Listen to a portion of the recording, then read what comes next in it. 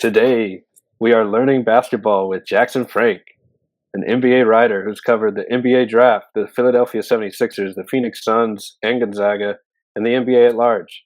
He's written at more websites than you can count, every outlet imaginable between The Athletic, NBA.com and the Phoenix Suns, Basketball Insiders, Dime Magazine, Up Rocks, Fan-Sided, Philly Voice, Liberty Ballers, and that's just to name a few. I could list off another 20 here with just take up the whole pod doing that. He's done some of my favorite pieces over the years, from interviewing the Thompson twins with their high-end fashion draft night suits and interviewing Franz Wagner about his game and detailing that. A huge Jalen Suggs fan of his development from Gonzaga, or really from high school through Gonzaga to Orlando. And similar can be said about other prospects like Tyrese Maxey.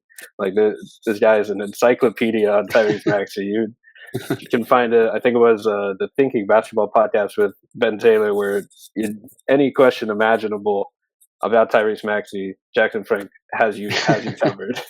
And some of my other favorite pieces too, like on Scotty Barnes' offensive ascension, Michael Porter Jr.'s growth as a shot blocker, Trae Young's mental health, and hit just king of the floaters, to Onyeka Okongwu, Lonzo Ball, just all these fun prospects.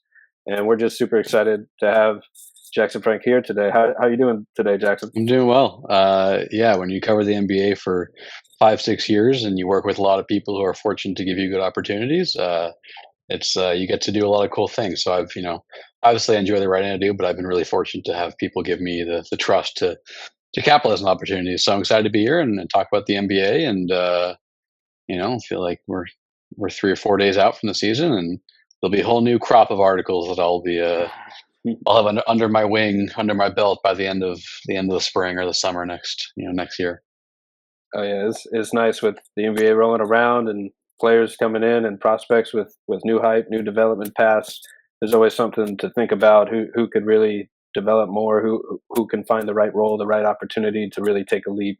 So always a plethora of ideas to cover here. So starting off, I just want to start with like your stories in general. What do you look for as a scout, as an analyst, as a writer when you're deciding a topic, or when you're watching film, or you're looking at a player, that like what interests you about to make you want to write about that player or the game or the action or whatever it may be? Yeah, I think the basis of anything you write about in terms of X's and O's or analysis, it all stems from one play, right? There's something that pops on the screen that I'm watching a game, whether it's live or on replay, or maybe I see a clip on Twitter, or I'm watching clips on NBA.com or whatever. It all stems from there, and then if I notice a trend, if I can find more clips of that, if I can find data that backs it up, and so there's certainly things throughout the years where there's a lot of trial and error where I find a cool play and I think, oh, is there anything there? And then you look and there's nothing there at the moment, but maybe there is in 3 months. Maybe it actually does become a trend or something to write about. So really, it all just comes from observations. I have, I think 3 or 4 years running now, I have a Google Docs with notes of every NBA game I've watched, and I divide it between regular season and playoffs. And so you look at trends, and if you notice a player that's done something a lot, maybe you Command F your Google Doc and kind of search their name or the term you use for that thing you're looking for. So it's really just kind of trying to be observant and see if there's data that backs it up. And sometimes there's not, but even then, I think as I've gotten older and matured a little bit in terms of my writing, you learn that not everything has to necessarily have data behind it to write about it. That's not to say that data isn't important to include, but sometimes maybe you could talk about, hey, like this player, this team did something once or twice in a game. If they did more of it, they would have more success, something like that.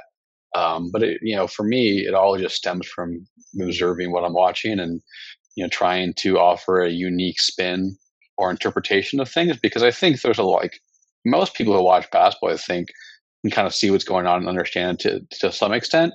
But I think what the best writers do is kind of, why is that important? What things are important? Why should I interpret it this way? And, I think when I read things, sometimes that's when I kind of appreciate articles most, is when, oh, I saw that and I thought about it, made a mental note of it or wrote it down. but I didn't recognize it to that degree. I didn't interpret it that way. And so for me, it's always, it's not trying to spin something out of nothing, but it's really thinking critically about things and seeing if there's space to write about things, 600 words, 800 words, however long the subject dictates. So that's always how it's kind of been for me. It's just watching the game, and my thoughts and what I see have evolved over the last 6-7 years. But the goal is to always just kind of enlighten fans and make them smarter about what they're watching, and maybe they look at things differently. And that's how I have always kind of appreciated the best writing that I read. I think that when you can watch something and not take it the same way that somebody else does, and then you go, oh, wow, that was really cool. I didn't think about that way. And then you watch that player or watch that team, and you newfound appreciation. That's kind of always the goal that I'm going for with my writing. And I don't know if it always accomplishes it, but that's kind of the writing that I hold in the highest esteem when it comes to the analysis side of basketball. Right. It's definitely cool with the game of basketball how, fans can enjoy it at any level. Like they can just go to a game and enjoy the highlight aspect, or you can be watching it for 10 years, 20 years with a coaching or scouting analytical mind and be looking at trends and just know what to expect, or looking for a certain play type or a certain style, even a certain action, and just be excited about that too. And I can definitely relate to just kind of anything that triggers an idea that you think you could write about or talk about or think is interesting could get you going, whether you're looking at the stats first and you see like, oh, Jalen Suggs leads the league in deflections. How is he doing that? Is he navigating screens? Is he reaching a lot for steal? Is he digging like within the scheme? Or is he just reaching and jumping every passing lane versus maybe you saw it on tape first where it's like, oh, he's just navigating these screens like crazy. Let me check the stats and see if that backs it up. So it's cool when you can kind of back up the stats to what you're seeing. And then, like you said as well, it's nice to, even if you don't always need the stats to tell a story of something that's happening, even if they have value and they're just another tool in the toolbox in those scouting breakdowns. So can definitely relate when writing like that. And more so in a general sense, what kind of tips and advice might you have for newcomers to the scouting analyst world and the sports media industry? Like, what for someone listening right now that hopes to break in? Like, what might you advise them to do, in general, to get into draft scouting or get into the sports media side of things, especially with basketball? Yeah, I would say consume a lot.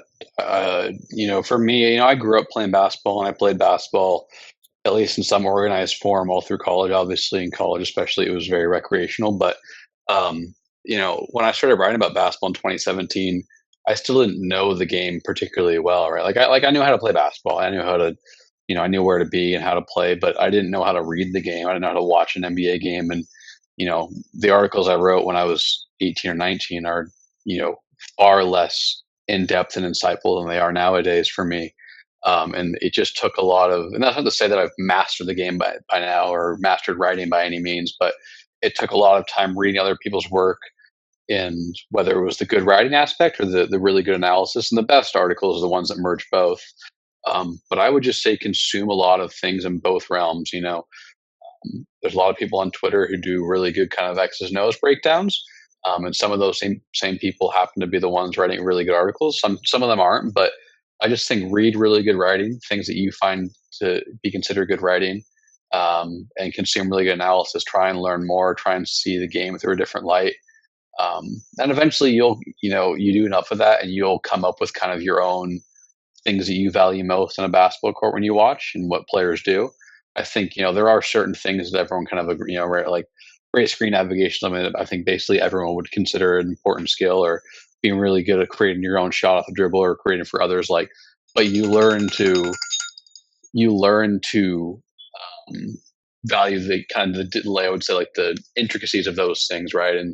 And so just consume a lot and be willing to learn and change your stance on things. I think that's something I'm still really trying to get better. I think I can certainly be stubborn at times with whether it's my approach to writing or the way that I view basketball, but just be open to things. And as you start to kind of build kind of a basketball creed almost in terms of the analysis, make sure that you're baking in results there, right? Like when you get things wrong, ask yourself, why did you get this wrong? Or where did you go wrong in this, either this prospect, or because maybe you thought the Suns were going to go really far last year, and kind of maybe ask yourself, what did you miss on that? What did you overvalue, or what did you undervalue?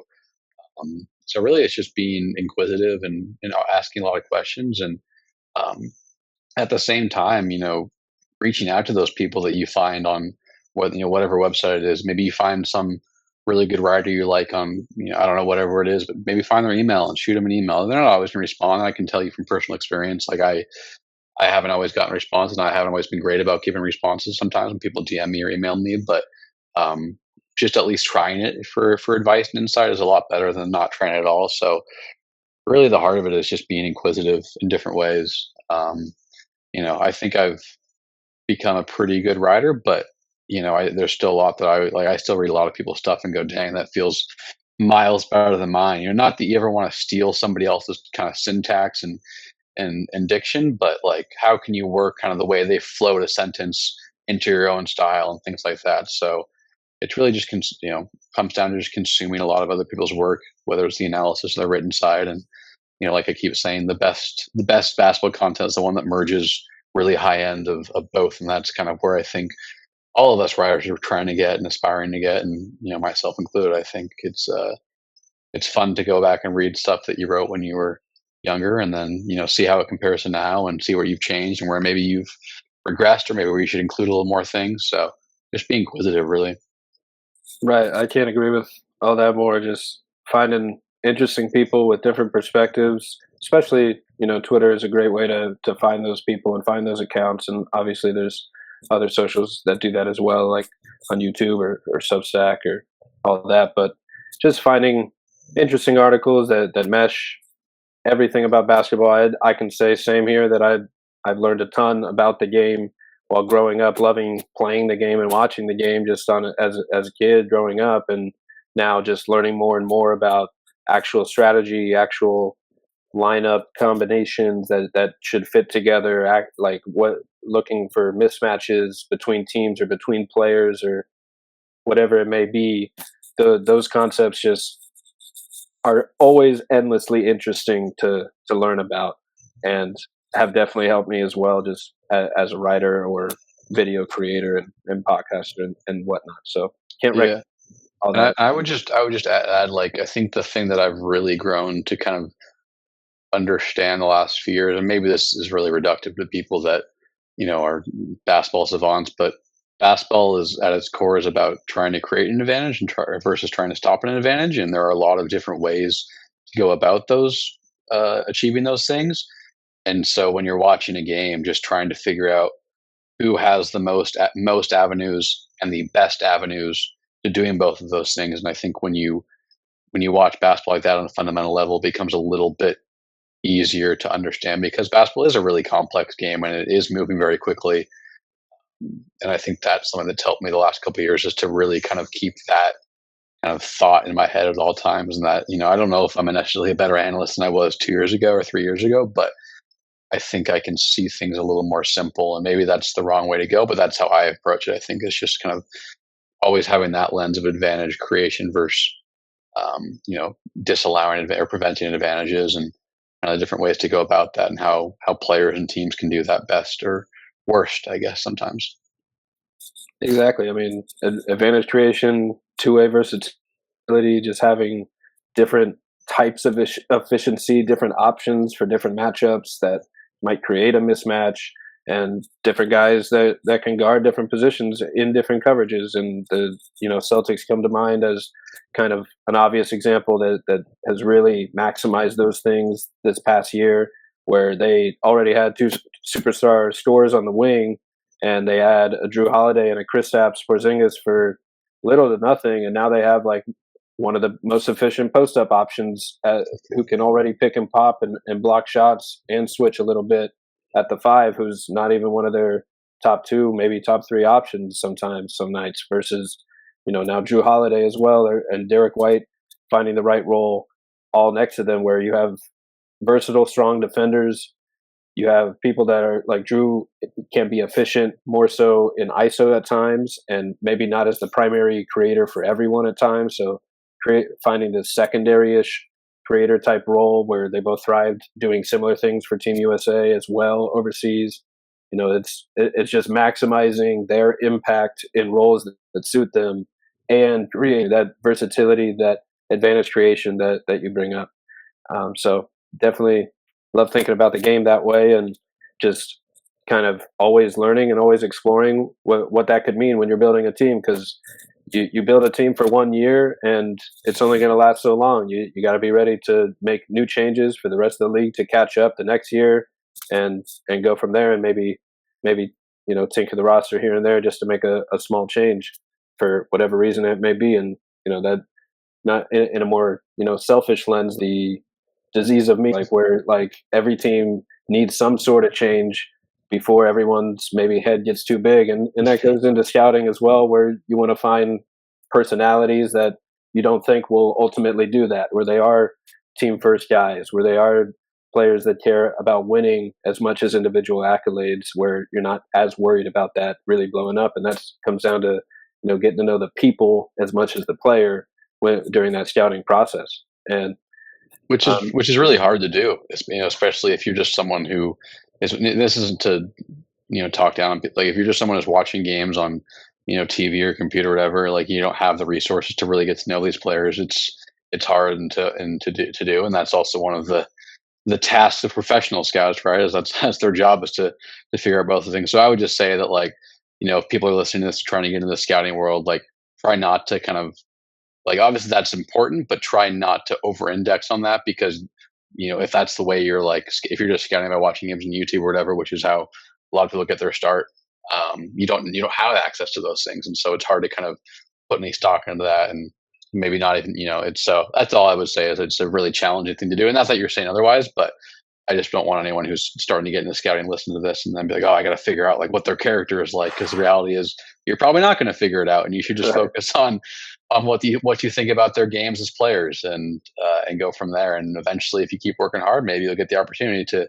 have some of those resources to figure out who they are as players or as people, and bake that into your evaluations that maybe one day you're given to a team or a scouting agency. But when you're starting out, yeah, that's one of the challenges that I think where sometimes misses lead to, not that people overdo it or whatever, but sometimes you just don't have access to it, and so you miss that.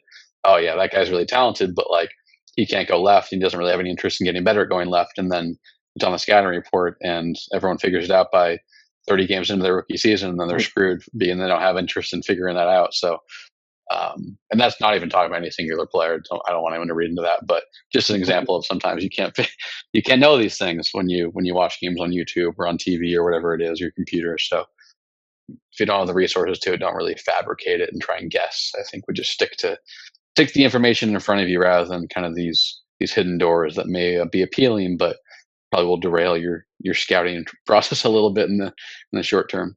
Right. Yeah. You definitely don't want to jump on character issues that you really don't know that exist, unless you've reported and dug into their background, their coaches, their family and friends. And it's interesting. The more I've gotten into this industry, realizing how much that intel is valuable to teams, and to just how much impact reporters have with detailing these stories. I mean, that's really for people that are mostly just watching tape. That's really one of your only resources, is by reading and finding reporters that are doing the dirty work to go and dig in and really learn about these people. And even then, you still have to take everything with a grain of salt. It's all quotes, and you shouldn't make rash judgments about anyone on either end of the spectrum. But you can everything's a data point, whether it's a game or a quote, a perspective, and you just kind of add it all up to create that report in your head on these people and these players. Mm-hmm. And absolutely. So hopping in here to some of the teams that you've been covering and writing about recently, wanted to talk to you about some Gonzaga guys with Jalen Suggs and Chet Holmgren. Start off with some fan favorites here between us two. So what have you seen in Jalen Suggs' development since Gonzaga that impresses you the most? Yeah, I think, I think what was interesting is obviously Jalen's rookie year, the offense was really poor, and nobody would deny that he struggled a lot to kind of do anything consistently on an NBA level offensively. But his defense was still really impressive. Like the tape has been there since day one. I remember I wrote something after his rookie year about how like the defense is really good, and here's kind of the path he could take to become a viable offensive player. And so like I mean he's already I don't know, top five defensive guard. Maybe he's higher, maybe he's lower. I don't know. It just feels like a rough estimate. I just think like he's learned how to navigate inside the arc a lot better. Obviously, the jumper came around. What did he shoot last year? 38, 39%. Oh yeah, Didn't quite translate in the playoffs, if I recall. I don't have the numbers in front of me, but small sample, only 7 games. It is what it is. But I just felt like he got a lot better at kind of figuring out how to like maneuver inside the arc and kind of his pacing and the way that he would play off 1 foot or 2 feet and when you pair that with his really really good on and off ball defense at 6'4", it's interesting because everyone loves talking about oh he played football, but you really do see it on the defensive side of the floor with the way that sometimes to a fault he is unabashed in his willingness to make a play. It obviously sidelined him at times a lot of his first couple of years. He was healthy last year, which was great for the most part. Um, but when you get the jumper to be as good as it was last year, and you pair that with the jump he made as an interior scorer, 2-point scorer, you have a really nice solid complementary player. I'm looking at the numbers right now. I think he shot 54% last year on twos. I'm trying to verify this. My cleaning the glass won't for some reason it's telling me I don't have a subscription, and I definitely do. 55.6% last year on twos. First 2 seasons 49.6, 44.3. So yeah, going up to 39.7 from 3 was important. I'm not diminishing that, but I think you saw kind of more of his ability to kind of assimilate to the NBA in that way, right? With the with getting to the flutter, with being more comfortable, attacking off the catch, with when Paulo or Franz swings on the ball, or maybe Wendell's in the short roll, or Goja, whoever it is, like that sort of stuff. I thought was important. And I do think you saw some strides as a ball handler too, which are related to the inside the arc scoring, taking a nice boost in addition to the 3-point shot. And that's where I'm curious moving forward, right? It seems like there's maybe an emphasis to kind of let Jalen handle the ball a little more this season, which I don't think is a bad idea in terms of kind of helping him reach his ceiling. You may see Orlando's offense take some more lumps, even though they have added some shooting and whatnot. Obviously KCP is a huge addition in that regard, but I think it's a smart move to kind of see what Jalen can do. But the handle is still not something I would call a weapon for him.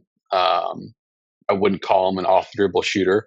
I don't have the numbers, but I don't think it's something that he's really kind of figured out to this point. But, he's still a guy that is 23, 22. And the reality is that they haven't extended him yet. He's going to be a restricted free agent next year. It's worth kind of seeing what he can do. Like, is there a potential to be kind of a true tertiary creator behind Franz and Paulo? And if so, then he'll probably make a little more money. He's still going to make a nice contract regardless, because a 3-and-D guy of that caliber is really useful. But like, should they pay him more because there's a potential for him to be a ball handler long term?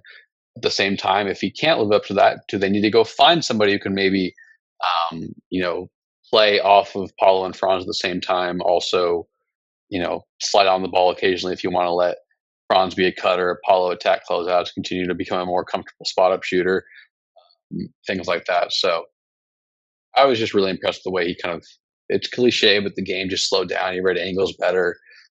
He knew how to kind of just navigate himself in traffic better.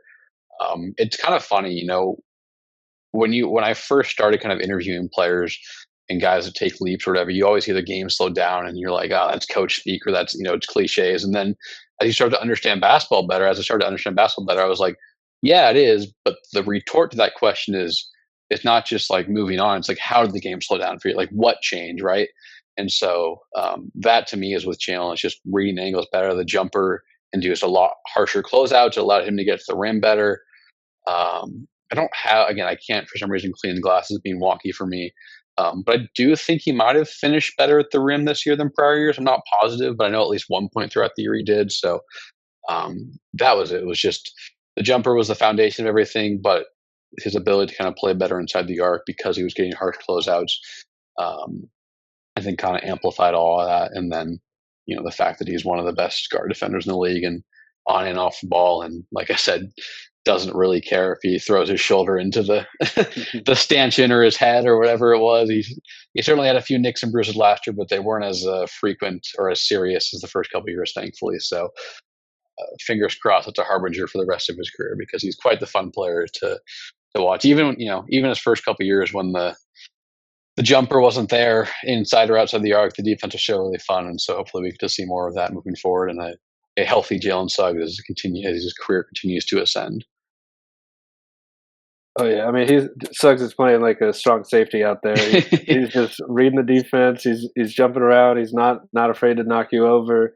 And the way you describe slowing down the game makes sense because maybe he was playing a little too hectic, just using the energy. Like he clearly was moving fast and reacting quickly, but maybe he's learning a little bit more of the game of when to react, when to jump the gap, when to attack a gap, and read the closeout situation a little bit more. And I have some of the shooting development numbers, not from 2 at the moment, but like from year 1 to year 2 to year 3, he just 3-point percentage in general jumped from 21% to 39%, on pull-ups from 19% to 39%, on catch and shoots 22% to 39.8%, so basically 40, on spot up points per possession from 0.7 to 1.1, on handoffs from 0.6 to 1.1, on ISOs 0.6 to 1.1.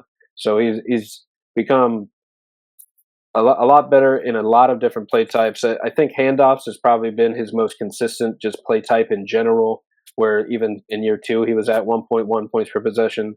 But the shooting development reminds me a little bit of what like Marcus Smart saw with his 3-point shooting development, where he's kind of streaky and kind of low percentage, and then it shoots up to high 30s and might still be streaky. We'll see. It's still only a 1-year sample size, so we'll see if it regresses a little bit back or if this is the new norm. I think is a big question, but I've definitely am interested to see kind of everything you said with him as a playmaker this year. Orlando also has Anthony Black in the wings, where he could be somewhere between like a point forward or a tall point guard running the show. Maybe he steps into a point guard role down the line and Suggs moves over to a little bit more of an off-ball role if things don't work out in that sense. Almost like you saw Derek White and Drew Holiday over on the Sixers do, where he can settle into more of a role. But I also agree that seeing what he has before the extension is put in could be valuable to both sides. And the Magic are in no rush to make decisions, but should also want to keep their guys happy. So I don't know if you want to risk anything in that sense of losing his mindset. But he's such a go-hung guy for the team and for making winning plays. I don't think that's much of a factor for him, but can be in general when guys don't get paid. They feel slighted sometimes if they're not getting the max right off the bat. But he definitely is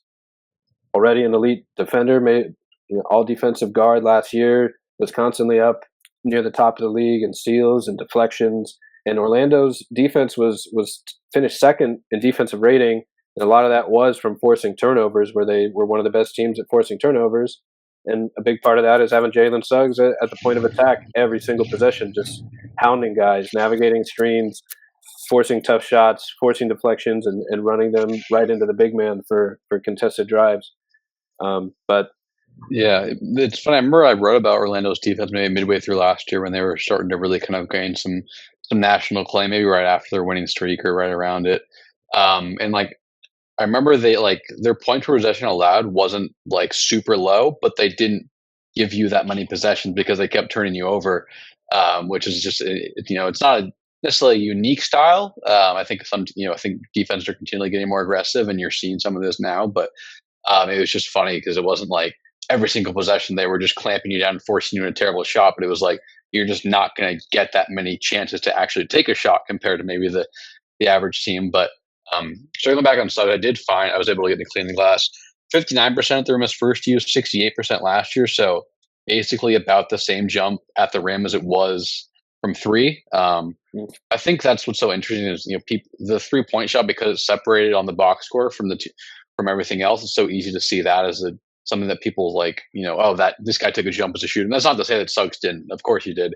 But the finishing was similarly important. I mean, 9 percentage points is ridiculous. So those are two things I'll be monitoring this year is kind of, even if he falls to 35, 36% from three, can he still be an elite finisher, right? He was an 84th percentile among combo guards. Like, that's quite good. And that's one of the things that kind of separates him offensively from guys like that I think maybe people kind of comp into a lot would be Lonzo, Marcus Smart. I don't think Marcus Smart's finished really well, throughout his career at the rim. I don't think Lonzo has. Obviously great to see Lonzo back and, seemingly healthy for now, but finishing has not really been a strong suit of his. Now I would say those guys, are a little better ball handlers than Suggs has shown in his career so far, but just something that could be a leg up for Suggs and maybe also a way to counteract any potential regression, maybe going to be a league average shooter rather than, a 40% guy moving forward. Just somebody kind of that I noticed a lot last year. It felt like he just was better about how to get to the rim, and you probably had cleaner lanes too, because he was shooting 40%. So maybe it's maybe there's some symbiotic relationship there, but that was the other thing that always kind of popped to me is, at least process wise, I'm not very good at, unless it's like really stark mechanical differences shooting wise, I'm not really great at parsing that stuff. But so that wasn't what popped the most to me besides the ball going in. More to me when I was watching him offensively, it was like, oh, like he's a lot more comfortable inside the arc and he's finishing a lot better. So that'll be one stat that if people are, looking to see kind of what's sustainable next year, that could be another one beyond just the jumper, because the jumper is easy to see, right? He shoots 38% again, then or whatever, it'll be a nice 2-year sample that counteracts the poor first couple of years. But the finishing is really kind of what I feel like I'll be keeping tabs on, because, like I said, it does differentiate him from kind of the Marcus Smarts and the Lonzo Ball. Not that it makes him better necessarily, but just makes him maybe a different style of player if he's a really good finisher for the rest of his career, in addition to maybe being a good shooter, maybe not. So we'll see. Right. And I think Magic fans would agree with you that he's shown a lot of development in different areas since he entered the league. I mean, he might have been bottom 5 in impact rating as a rookie and playing a little hectic. And now he's jumped up to, I don't have an impact rating in front of me, but positive on both ends and one of the best defensive guard impact ratings in the league. There was a portion of his rookie year where he was out to injury, and then but right when he came back, he showed a huge improvement finishing at the rim, like you're talking about. And when he's already improved finishing at the rim, he's improved as a 3-point shooter. He's improved in scoring versatility on the ball, especially, but also off the ball, moving around screens and handoffs. That is a positive sign that he can continue to develop, and he probably will want to and will effectively continue to work on his game. And now he has the opportunity to show that playmaking development. And, maybe, there's been plenty of times where a team will play maybe a shooting guard at point to see what they have as a point guard, like going back to Michael Jordan or Dwayne Wade, where these guys are just given the opportunity when they're really young to just see what happens when they initiate every single play. And I mean, James Harden took to it at full time and never looked back. Like he went from mostly a bucket getter to just being a one-man offense who can create a good shot for his team, like every time down during his peak. And, we're seeing Trae Young do similar stuff too, even though he's obviously been a point guard the whole time. But where you can rely on these guys to create a good look for themselves or others every time down is like a scoring creator is the type of term that I use for those guys. And it's just a reliable offense. So either way, you give him a chance to see if he can do it. You already know the front court in Paolo and Franz will be creating a lot of offense already, doing that same type of thing where they're creating the good shots for themselves or kicking out on the paint and sprays to others. So plenty of opportunity for attacking closeouts off that. And then even Paolo himself has said, like, he wants a point guard. He wants someone to be running the show, initiating the offense, so he can focus more a little bit on scoring and being the main finishing option. So finding that right guy to set him up, make life a little bit easier for these two guys, so they're not asked to initiate and create for others and score every time down is definitely a goal of the team building, and it's Suggs' chance now. Fultz is no longer here. KCP was brought in. Gary Harris was re-signed and will probably move down a peg in the pecking order. So you've got 2 D and 3 guys at the shooting guard spot, just kind of opening the door for someone to claim the point guard spot, and that's Jalen Suggs to lose now. So how he plays will definitely affect that extension. But I think he's such a good defender. He's already at least 1 year of really good 3-point shooting. And he's shown enough development to me in a lot of ways in his scoring versatility and like the finishing at the rim we've talked on, that like it's time to re-sign him. It's time to make sure Suggs is a part of this long-term core and not upset anybody going forward, because he's just he's got a lot of all defensive teams. Like, how many all defensive guards are also versatile scorers who can shoot 39-40% from three? Like, there's just not many players like that. So. There's a couple of them on the Celtics. There's a guy. There's a guy in the Thunder, and those are two. I mean, they might meet in the finals in 8 months. So that's a good place if you're finding archetypes that exist on two of the best teams in the league, and obviously the Magic aspire to be in a similar place in the coming years too. Right. So I like it. Bring back Suggs. That's where we're at. So moving to Suggs' former teammate in Minnehaha, and who followed him at Gonzaga, Chet Holmgren, already top 5 in blocks his first full year in the league. Obviously, he missed his rookie season due to injury. Where do you see Chet's impact getting to, like, as his ceiling? And I hate to do this to you, but do you think he can become the Thunder's second best player over Jalen Williams? They're already 2A, 2B, 2A, lowercase a, whatever you want to call them. Right. Yeah, I think what impressed me most about Chet last year was how quickly he became one of the best 1-on-2 drop defenders, right? I think the best drop defenders in the NBA when they play drop coverage and pick and rolls is their ability to kind of, obviously, yes, when a guy can get over the point of attack, I can get over the screen, that helps a lot. But if they get hung up or whatever, and you can kind of blot out that the advantage that the offense has with 2 guys against 1. He's just so good at backpedaling. He's so light on his feet. He has such like instinctive hands. I don't necessarily know if I would call them quick. Maybe they are. Maybe I'm overcomplicating it. But it just feels like they're always well positioned. Maybe more than like lightning strike, lightning quick or anything like that. And then his fluidity and ball handling is really nice. The jumper, obviously, 37% I think last year. Faltered a little bit toward the end of the year, and there was all that freak out about him doing that drill before one of their preseason games earlier in the month, and it turns out that he's just forms the exact same. And the guy whose jumper is really flat when he's tired and doesn't allow him to get off his release all the time against a good contest is looking for a little more arc, and he's doing a pregame drill on it. Wow, how surprising! Yeah, I mean he's 3-and-D doesn't feel quite apt for him. But that's kind of what he was, a 3-and-D center last year, who had some driving ability, had some ball handling ability. The Thunder loved using him as kind of a trail guy off of flare screens or, whatever it was in early offense. I think the next step for him is something that you saw kind of hurt their offense and his individual offense in that second round series against Dallas is can he become a little bit better of a post mismatch scorer. That's just not something you could do last year. I mean, I can't remember who the Mavericks put. I think they put PJ Washington on him, a guy who's stronger than Chet and has the mobility to kind of run out there on the spacing stuff and kind of close down on him. And so if Chet's a little more of a face-up guy, maybe a little more back to the basket, I'm not calling for him to become Jokic or Embiid or Sabonis, these hulking brutes that can bang down low like that. But I think the Thunder would be better off if he can kind of in the coming years develop a little bit of that to make it harder to hide your four-man on him, especially as they can, and they won't even be hiding the four-man on him as much, because it seems like they're going to play Hartenstein and Chet a lot together, at least when Hartenstein's healthy, fractured his left hand, I think, this week. Be out until Thanksgiving-ish or maybe around December, I don't know. But if they're going to play these jumbo lineups, you still want the advantage of that every now and then. Let's just go post up Chet. Let's get him at the elbow. And so kind of similar to Suggs in a different way is getting more comfortable inside the arc, right? That's that's the big differentiator between him and Hartenstein is Chet's a pretty good passer, right? I think he is a nice passer, but he doesn't have kind of the bulk and comfort, shielding off defenders in a way that someone like Hartenstein does. And they're built differently.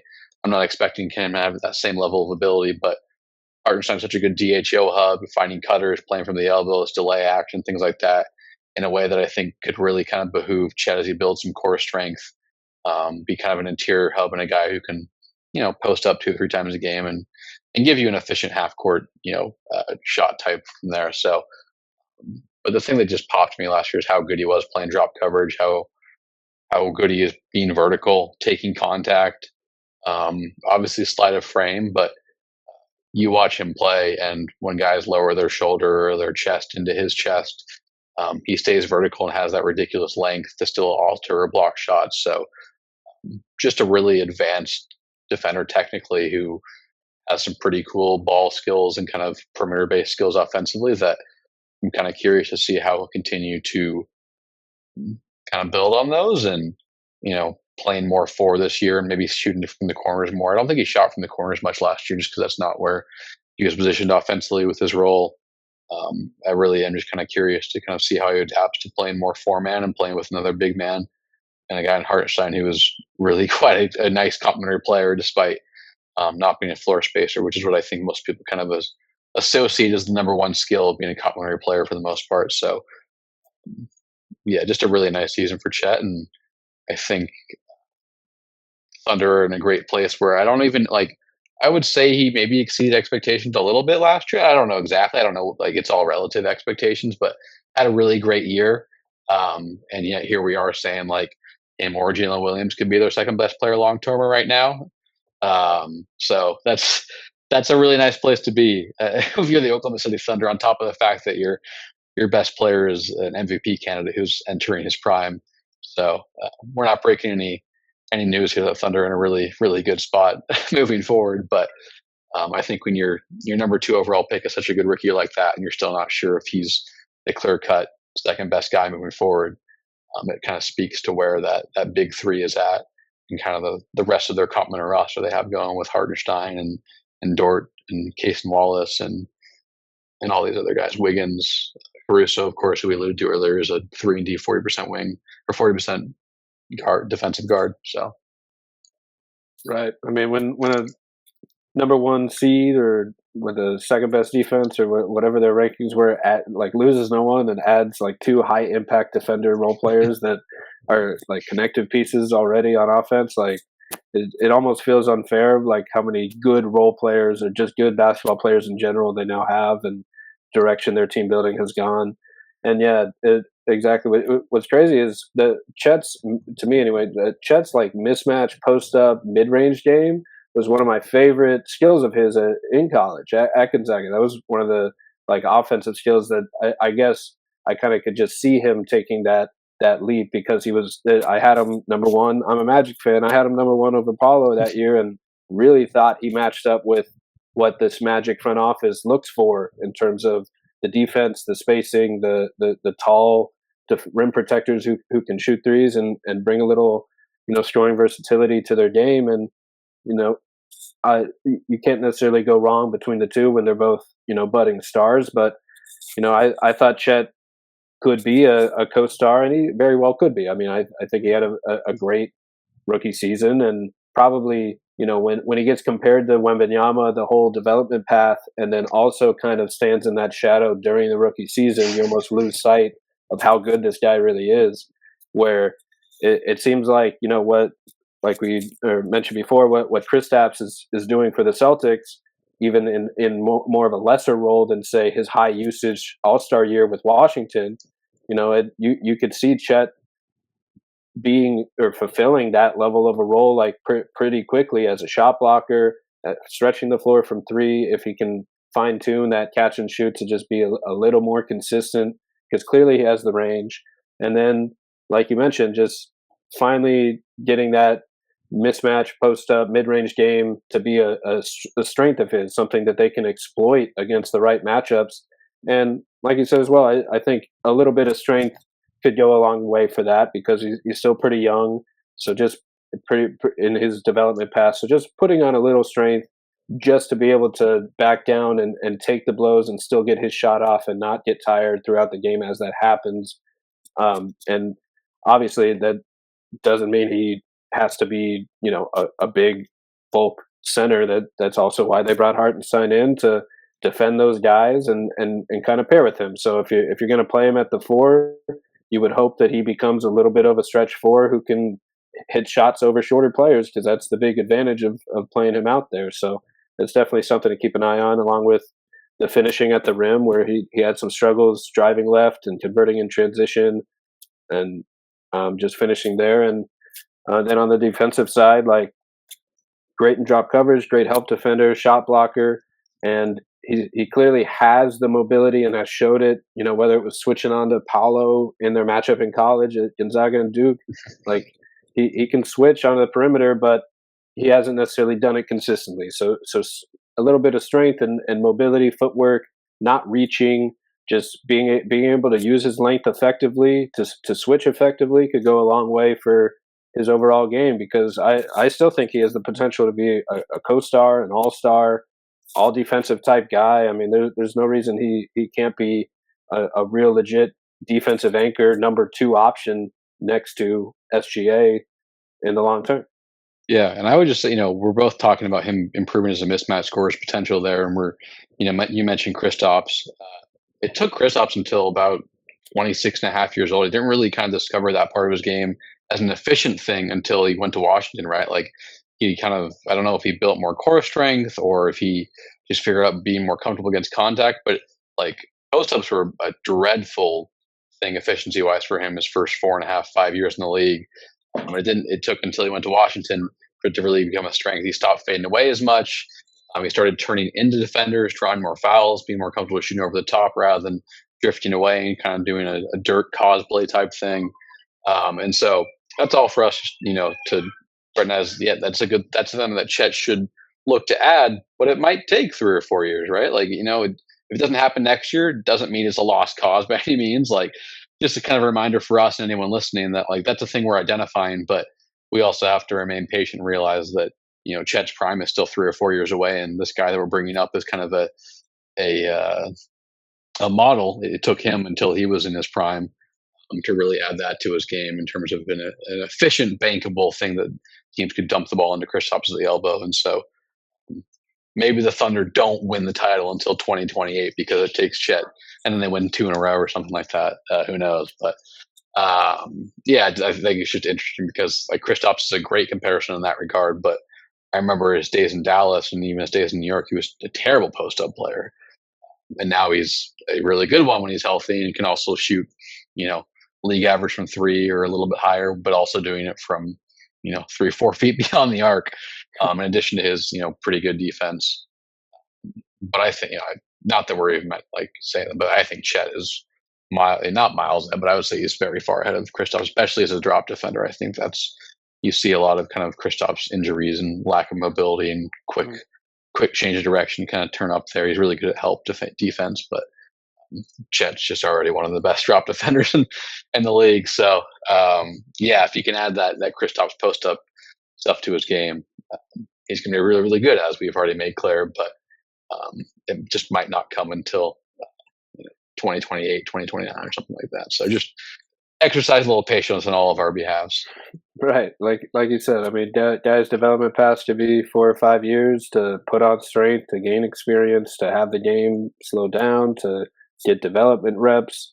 And it's just that balance to be in the right situation where you have that window and to actually do that while still contributing in the meantime to winning, and also have the opportunity and role and team support to work on your game, to add those things and to make mistakes for a while you're trying to get there consistently, because not every player does. So it's a constant balance, and the Thunder are in a great spot, as good as any team, where they have enough collection of talent and winning players now where they can all contribute now to winning and have room to develop long term without having to put all their chips on the table. Like, fans will get upset, like, go win the title this year. It's like, as long as they're contending, they're efficient and competing on both ends of the floor, they're giving it their best shot, and there's not much reason to use all the picks or pieces up in one trade for one role player that might push you over the hump in a series or something when that rarely happens to begin with, and you have struck that balance of playing winning basketball and being built for the future, and it's really hard to do to have that link. To do in this league. It's kind of like the process, but fully fulfilled in Presti's world here. So and lastly, about these two, who would you rather have going forward on your team if you were building a team? Two all defensive type of players. One's a defensive anchor who can pick and pop, stretch the floor. The other one, defensive guard, who can spread the floor already from three and bring a little on-ball scoring versatility. Who would you rather be building your team around, Suggs or Holmgren? Yeah, I think it's hard to pick against Chet. I just think the spacing combo with his ability to kind of attack closeouts and that handle. He's really flexible too for a guy as big. He's not Wemby level flexible. I don't think any big man in like the history of the game is. Maybe Bill Russell or Wilt or those are maybe the only two that come to mind for me off the top. But I guess Tim Duncan was quite flexible. But now we're just mentioning some of the best big men of all time.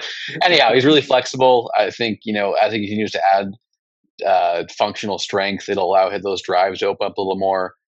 Give him a little more ability, when he shot fakes and drives to kind of lower his shoulder, gets that push shot in the lane. The defense, like you said, we've already said it, he's probably a top 10 defender. I don't know. It's maybe that's too low. I don't know. These aren't things that I have ready made off the off the jump in my head. But I think that it's just so, and then I like the passing. I think there's a lot there that as he continues to build that core strength, it won't just open up the scoring for himself, would open up his ability to be more of a hub. And I think that's kind of that's something the Thunder would really welcome and are, open to him, developing in the coming years. So to me, it's hard for me to see the argument for Suggs unless you really buy into the ball handling development.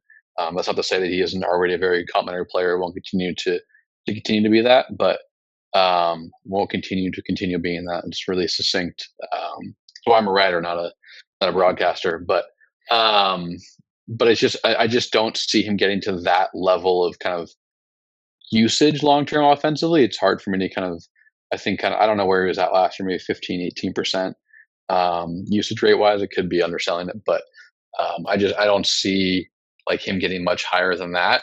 I can see him being more efficient and kind of taking on more of a ball handling role. He was 19% last year.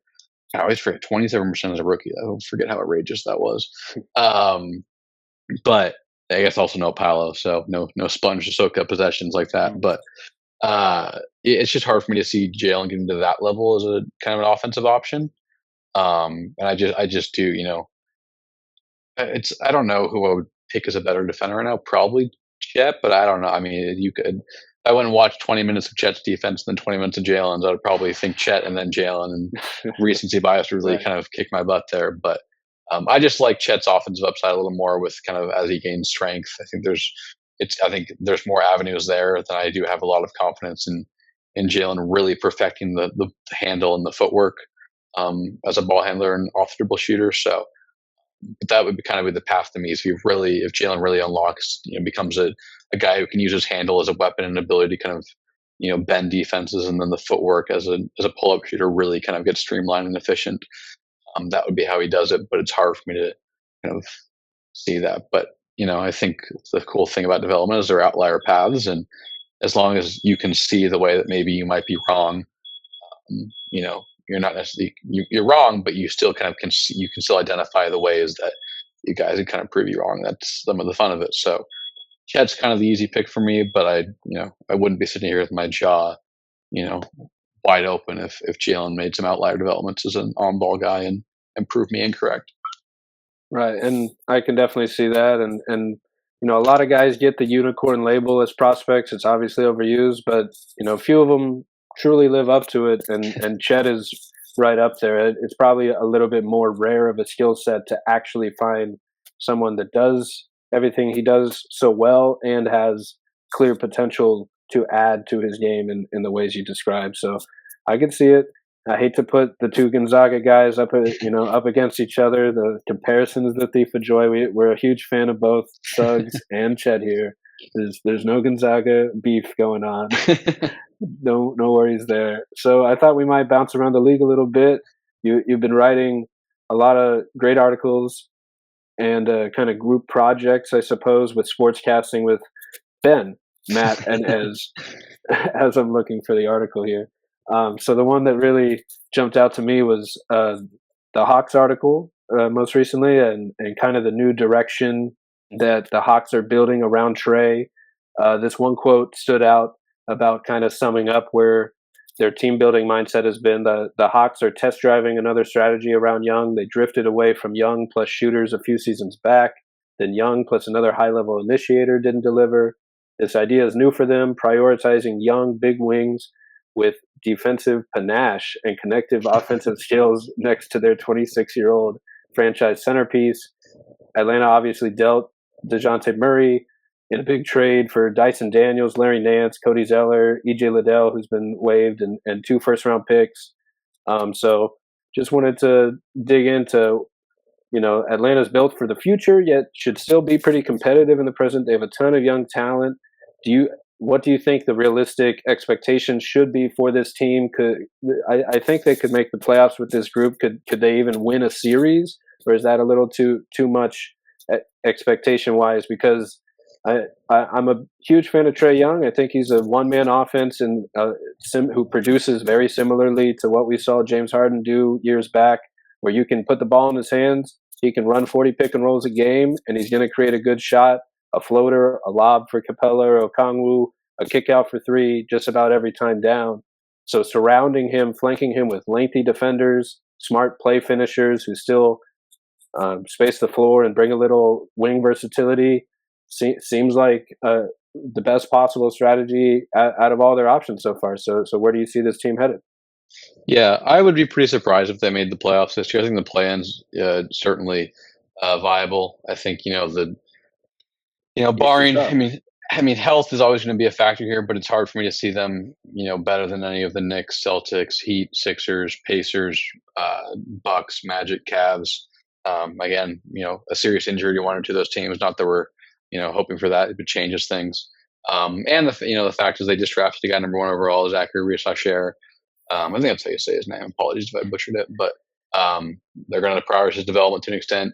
I like Dyson somewhat as a long-term guy, but he still has a lot to figure out offensively. The defense is very, very impressive. The way he gets over screens, the way he uses his chest without fouling. He has great hands, but the jumper hasn't come along yet. He did add a little bit, as I think he had a little bit of a floater. I think Ben actually wrote about it back when he was still on the Pelicans about some of Dyson's year 2 development, but I still think he's kind of a work in progress player than a big time kind of, defensive wing stud at this moment. And they aren't, obviously shooting has not been the priority right now, but they aren't flush with it. Like I said, Dyson's not very, very good there. Jalen Johnson started off well last year from 3, but kind of fell off as the year went on. I think he averaged around league average, if I recall. And he's certainly not like a spectacular shooter track record wise. But I like the direction they're going. I never liked the Dejounte trade for them. I just don't think Dejounte is the type of player who is a really good number 2. I think he's very much a floor raised number 1 to me. The shooting has developed nicely and deserves credit for that, but it's not like he's a really good shooter. He can't really do anything off the catch besides take spot up 3s, and he's not like a really good initiator. I think he can do some things well. He can get to the mid range, he can run a ball screen, he can pocket pass, but he's not firing to get passes. He's not kind of whizzing back, passes with his live dribble all the time. And so I just didn't like that trade for them very much. So I like pivoting here for them. It was interesting. That was the same summer that Donovan Mitchell got traded a couple months later. So it would have been interesting to see if maybe the Hawks stayed. They kept the barrel flush with resources. Maybe they might have been able to make a move for him. But and I mean, Dejounte's defense is just not anywhere close as it's been the last few years. And so I think there was kind of a theoretical idea of this long, lanky, versatile wing next to Trae Young, or versatile ball handler next to Trae Young, who could kind of play on and off the ball. But, the defense was pretty poor the last couple of years, and the off-ball ability is not much for him beyond the spot-up jumper, which is pretty good. He does, like I said, he's pretty good at that, and has gotten better at being willing to take jumpers off the catch. So I like pivoting, adding Dyson, adding a couple first-round picks, try and recoup some of what you lost in that Dejounte move, the initial Dejounte move. I didn't do any draft work this year, really, so I don't know much about Risacher. Risacher. It seems like he's looked decent in preseason and kind of has the pitch with him as a connective, complementary player, as far as I'm aware. So I think that's a good move around Trae. I think he's 6'9", 6'10", right? They haven't really had a lot of kind of two-way wings during Trae's tenure. Obviously, there was kind of the goal to do that when they drafted Cam Reddish and DeAndre Hunter back in 2019, but Hunter's always injured and hasn't really developed, and Reddish has never become anything more than kind of a low-end rotation wing at best, through the highs of his career so far. So I like this move, and I'm curious to kind of see what they do long-term at center as well. I was a huge Onyeka guy in 2020, but it does seem like the size is pretty limiting as a rebounder, and he fouls a lot, and it hurts him. Just he's 6'8", 6'7". I don't know how tall he is. It's tough to be a center at that size. Bam Adebayo at 6'9" is a rarity to be an All NBA caliber player at the 5 at that size. Capella's had a really nice career, but feels like he's kind of on the downswing of his career at the very and clearly not going to be a guy that is always there when Trae Young's 28, 29, and Daniels is 25, and Jalen is 25, and Risacher is 23, 24. Larry Nance is nice, but again, similar to Capella in the sense that he's not going to be the long-term answer there and has his own flaws. So I'm curious to kind of see how they keep building out this roster.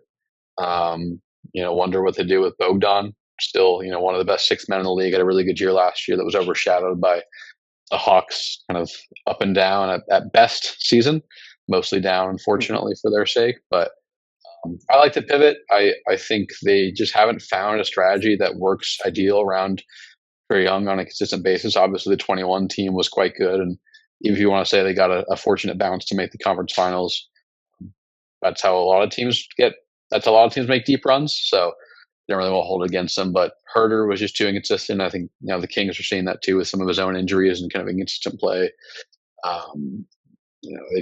They haven't quite figured out the path around Trae, and I'm curious to kind of see if Trae's improvements defensively last year sustained this year.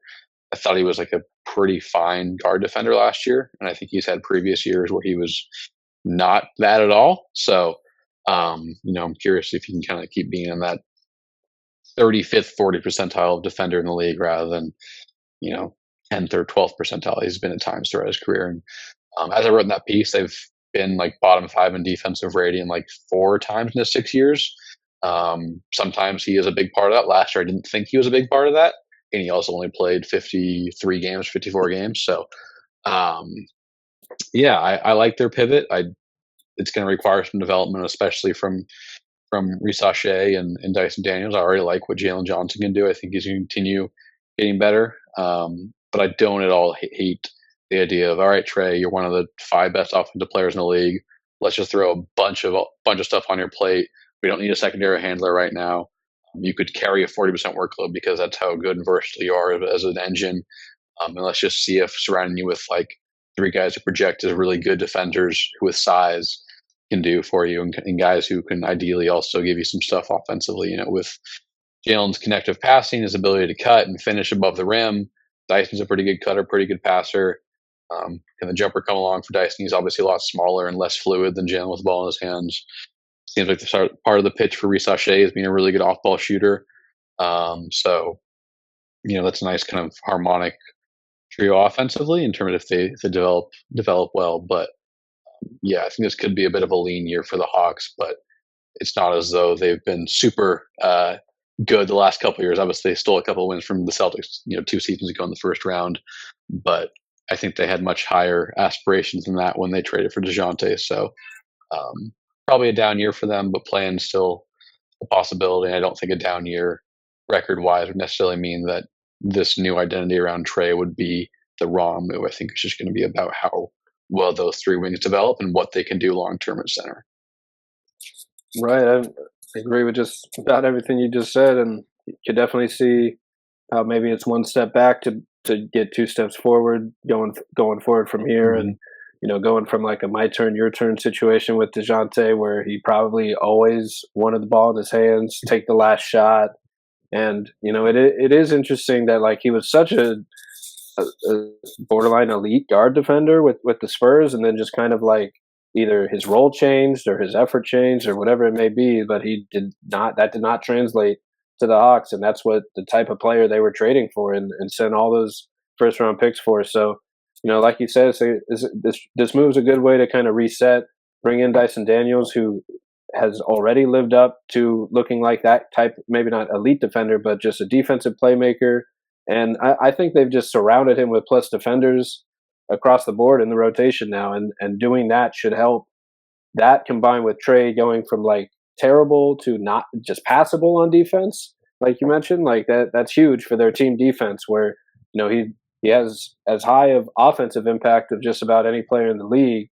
So if you can just creep up to just at least be passable and not get beat and provide more effort like he did last season, like you mentioned, when he was available, that could go a long way, while surrounding him with length, plus defenders, a little bit of defensive versatility around him could go a long way to creating a much higher rated defense, because he remains and has been this one man offense, pull up 3-point sniper, pick and roll maestro his whole career. And it can build out from there. Maybe if they miss the playoffs, there's obviously a ton of exciting prospects coming up over the next 2 years. So maybe they get lucky in one of these lotteries and jump up for a flag, or a DeBonce the year after, or Cam Boozer, or any of these top guys.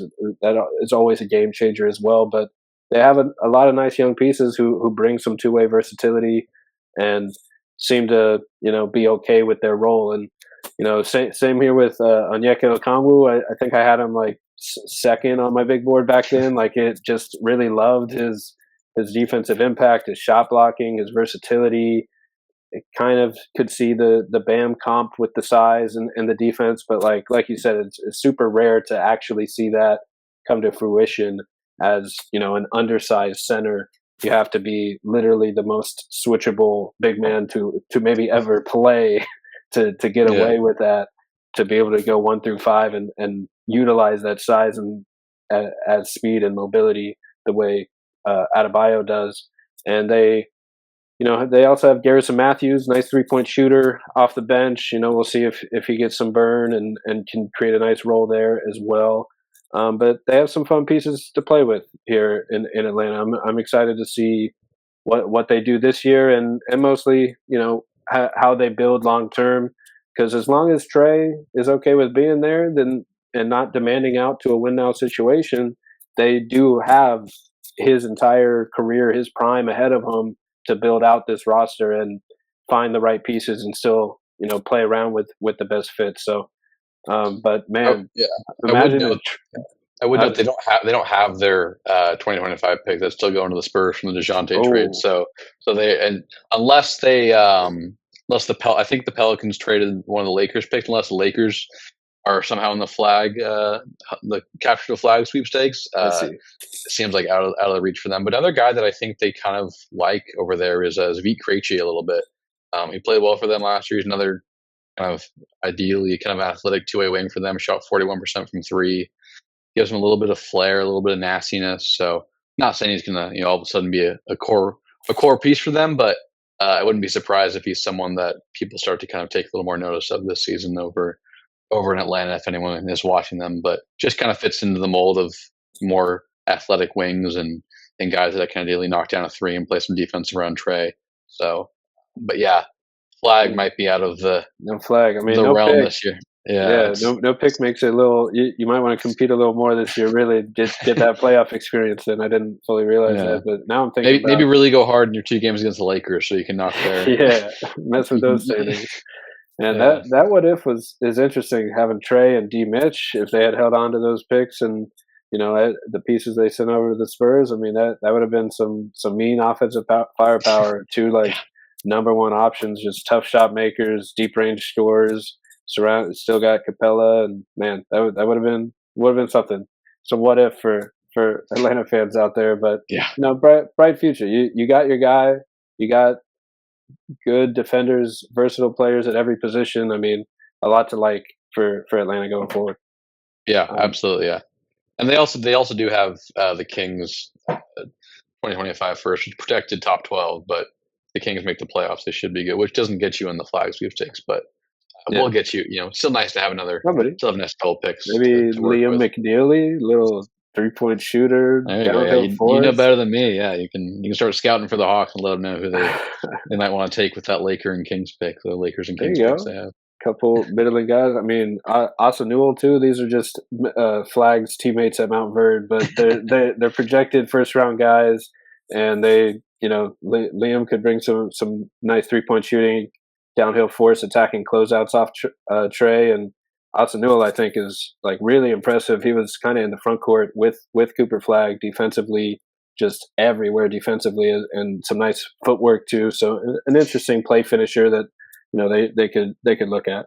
I think they're off to UConn and Georgia this year, so keep an eye on those guys. But hopping around to some teams you covered pretty closely, the Sixers. I mean, Paul George already injured, so of course it's starting off fast. But I guess that's kind of what going in, that you have 3 stars, at least 1 superstar.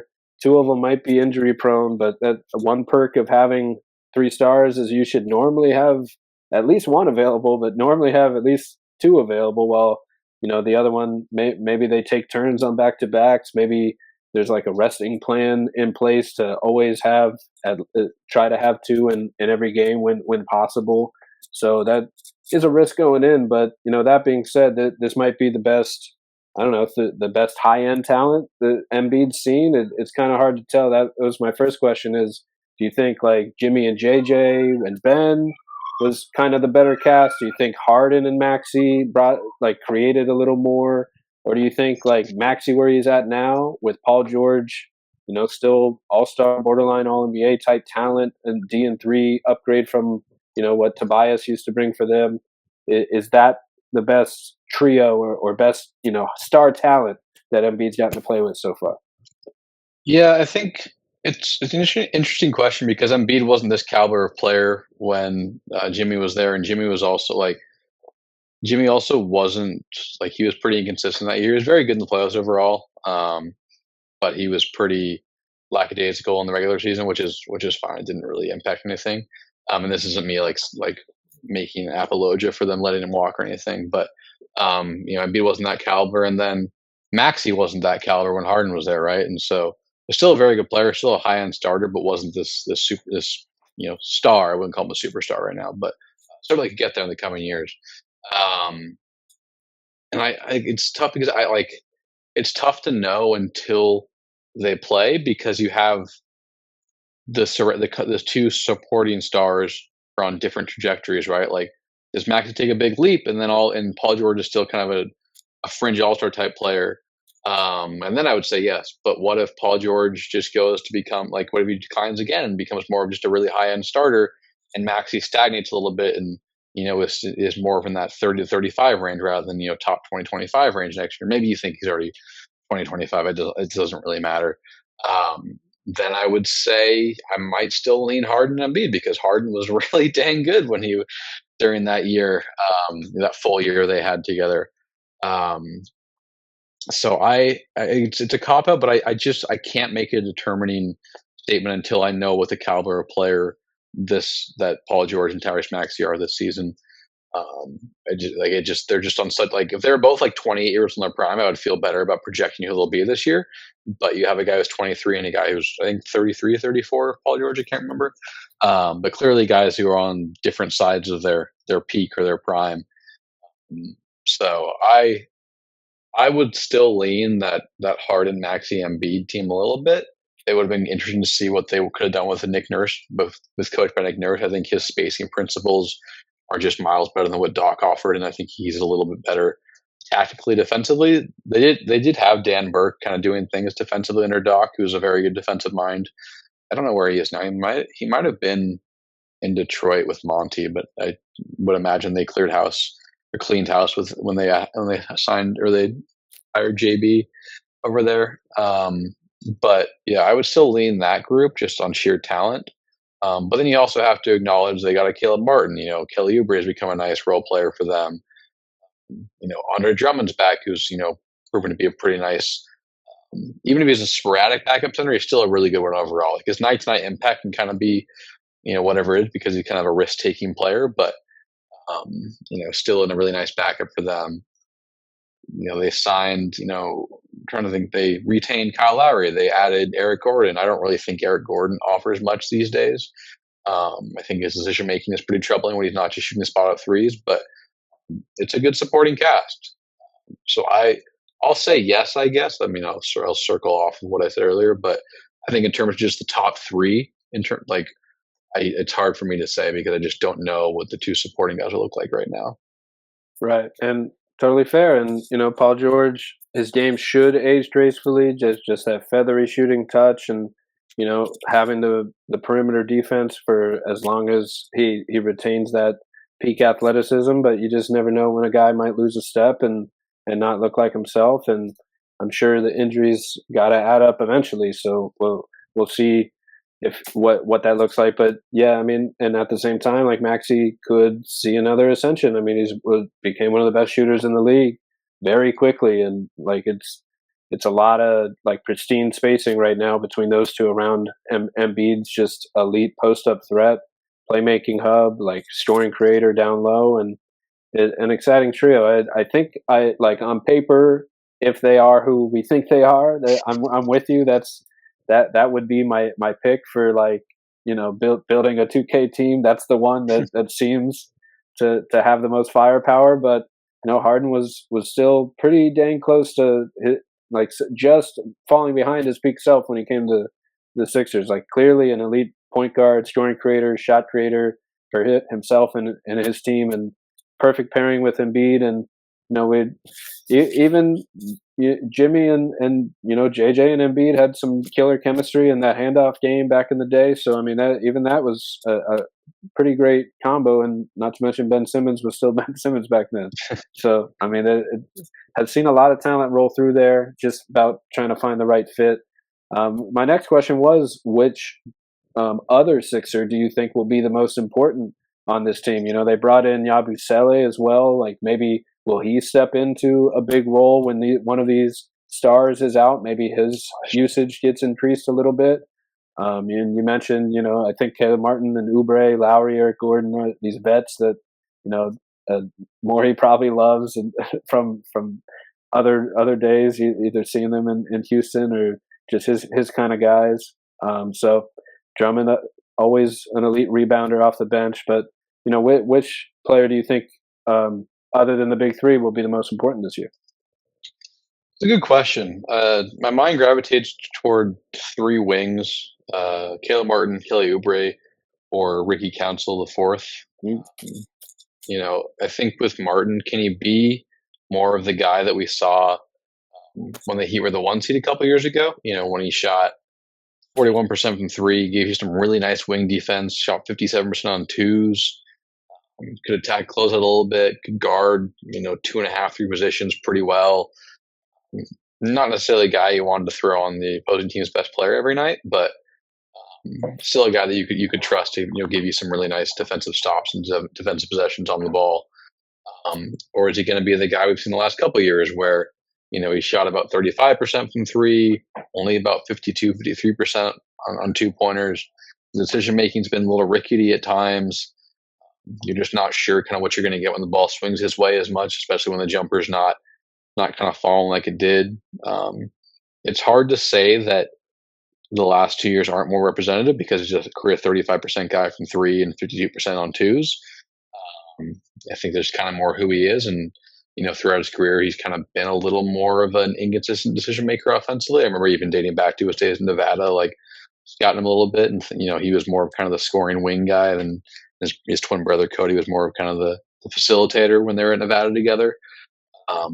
So I'll go him. I just think like they obviously threw him a decent sized bag because they want him to be kind of their 3/4, but It does seem like they're experimenting with who that fifth starter might be, or that, I guess, fifth. I don't think Caleb Martin started their last preseason game or one of their most recent ones.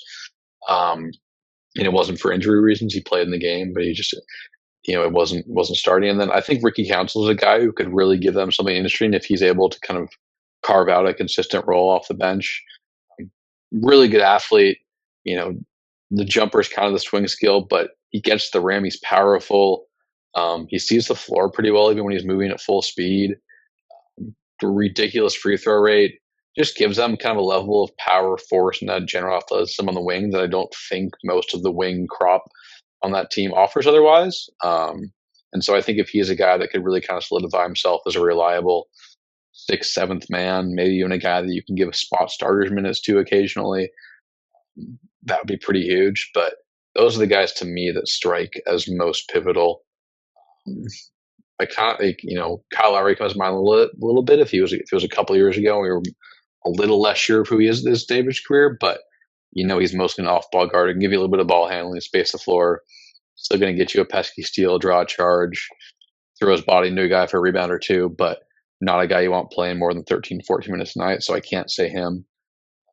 But yeah, I think I'll go Caleb Martin on this one with the chance that Ricky Council really asserts himself. And if he doesn't, then I think the Sixers are going to kind of miss some of that, because one of the downfalls of their roster around Embiid at times has been kind of a lack of athleticism. You think about that Harden Embiid team. Wasn't necessarily their biggest issue, but you throw a Yang out there too, and you throw Tobias Harris, and pretty soon you get down the roster, the rotation, and you're like, Maurice Maxey is one of our only really athletic guys on the team, and so now you've got a little more spunk, right, with Martin and Oubre and Maxey, and even Drummond's pretty athletic. Great hands, moves pretty quickly for his size. Doesn't explode off the ground. He's similar to Embiid in that way, but I think they've got a little more athleticism on this roster than in prior years. I think that's something that Nick Nurse enjoys. Obviously Masai has a big role in how they built that roster in Toronto for a few years, but you saw kind of the lanky, rangy, quick wings that they went out and had in Toronto under Nick Nurse for all those years. So that's kind of the big thing. And, I think Caleb Martin and Ricky Council best epitomize that. And so if they can give you really good minutes in addition to their athleticism, I think the team will be in a really nice spot. If they can't, I think they might be a winger too short, or just an athlete short. I don't want to reduce everything to athleticism, but I do think when you watch games enough, you realize sometimes teams are just old and slow, and that kind of stems into it kind of trickles into other issues that they have. And so that's what kind of, I think, RC4 and Caleb Martin feel like the two most important non-stars on this team. Yeah, you can see why the Sixers invested in Caleb Martin. A little bit of that Miami magic, the Heat culture seemed to. You're hoping it just carries over, because he you could see some winning habits in Charlotte as a versatile defender and capable scorer, but he just blew up once Miami brought him in and became one of their guys. He went from basically a lottery team to starting at times in the playoffs for a team that went to the finals, and he was one of their core guys, one of their almost maybe even one of their scoring options at different points throughout that run. So you would absolutely think that's in there somewhere, and they don't really need him to do more than role type activities unless one of these other guys is hurt at times. So I like that answer, because you could definitely see him step up if a Paul George misses games, and still be capable defender who can score a little bit around the big three and bring some of that bounce when all three are available. So lastly on the Sixers, they were tied with the Magic, of course, 47 wins last year. They were the 7th seed. The entire East was real close in that middle of the pack. I think 3 through 8 was only separated by 4 games for the 3 seed through the 8 seed. So does this move, where should the expectations be? Is it championship or bust? You got Embiid in the MVP window. You got 2 co-stars that are all-star level players. Obviously, the Celtics are the juggernaut right now, and the Knicks have kind of caught up a little bit, it seems, with making these, huge moves with 2 incredible defenders on the wing and a knockdown shooter in Cat, all like fringe star level players to surround Brunson with in New York. Like, are the Sixers and still you got Giannis and Dame, pick and roll maestro, what should be, the elite team crop of the East? Are the Sixers at that level of like championship or bust expectations? I think you have to be championship or bust when you have a player as good as Embiid and two co-stars around them. I'm not that high on this team. I think they should be very good. Like, I think a conference finals appearance is certainly possible, and the fact that Boston obviously won last year without Kristaps for the most part, but like it does seem it feels like playing with fire if they were going to go back to back playoffs was not really needing him, and obviously he's not going to play until mid-December at least, and so maybe he's injured again. That proves actually costly this time. That's not to say they're not very good without him. I guess I'm not discounting that, but we talked about some of the stuff he offered them as a differentiator offensively with his post hub and post scoring. It feels like going back to back postseasons with not really him being an important piece. It would be surprising to me, but I think conference finals is certainly kind of a place they need to get. I think it's possible. I think they're right in that tier to me with New York. I'm not super high on Milwaukee. I think, we talk about teams lacking athleticism. That's a team beyond Giannis that lacks a lot of athleticism. And they had a good offseason, as good as they could, right? Signing Taurean Prince, signing DeLon Wright, Gary Trent Jr., who I think is still injured, but it doesn't sound serious. I think he injured something in preseason. I haven't been super in tune with all of the preseason happenings, to be honest. But that's a roster. Injuries. Way too many injuries for a preseason. Yeah, it was funny. I was looking through preseason standings one recently for some reason. There was one year where like the Rockets played 9 preseason games, and it was like 5 years ago. I was like, no, like they should have sued. Like, who's playing? Like, why? That's ridiculous. Anyhow, it was just a tangent. But I think they're right there. The Knicks, I do like the Knicks. I see the appeal of the Cat trade for sure.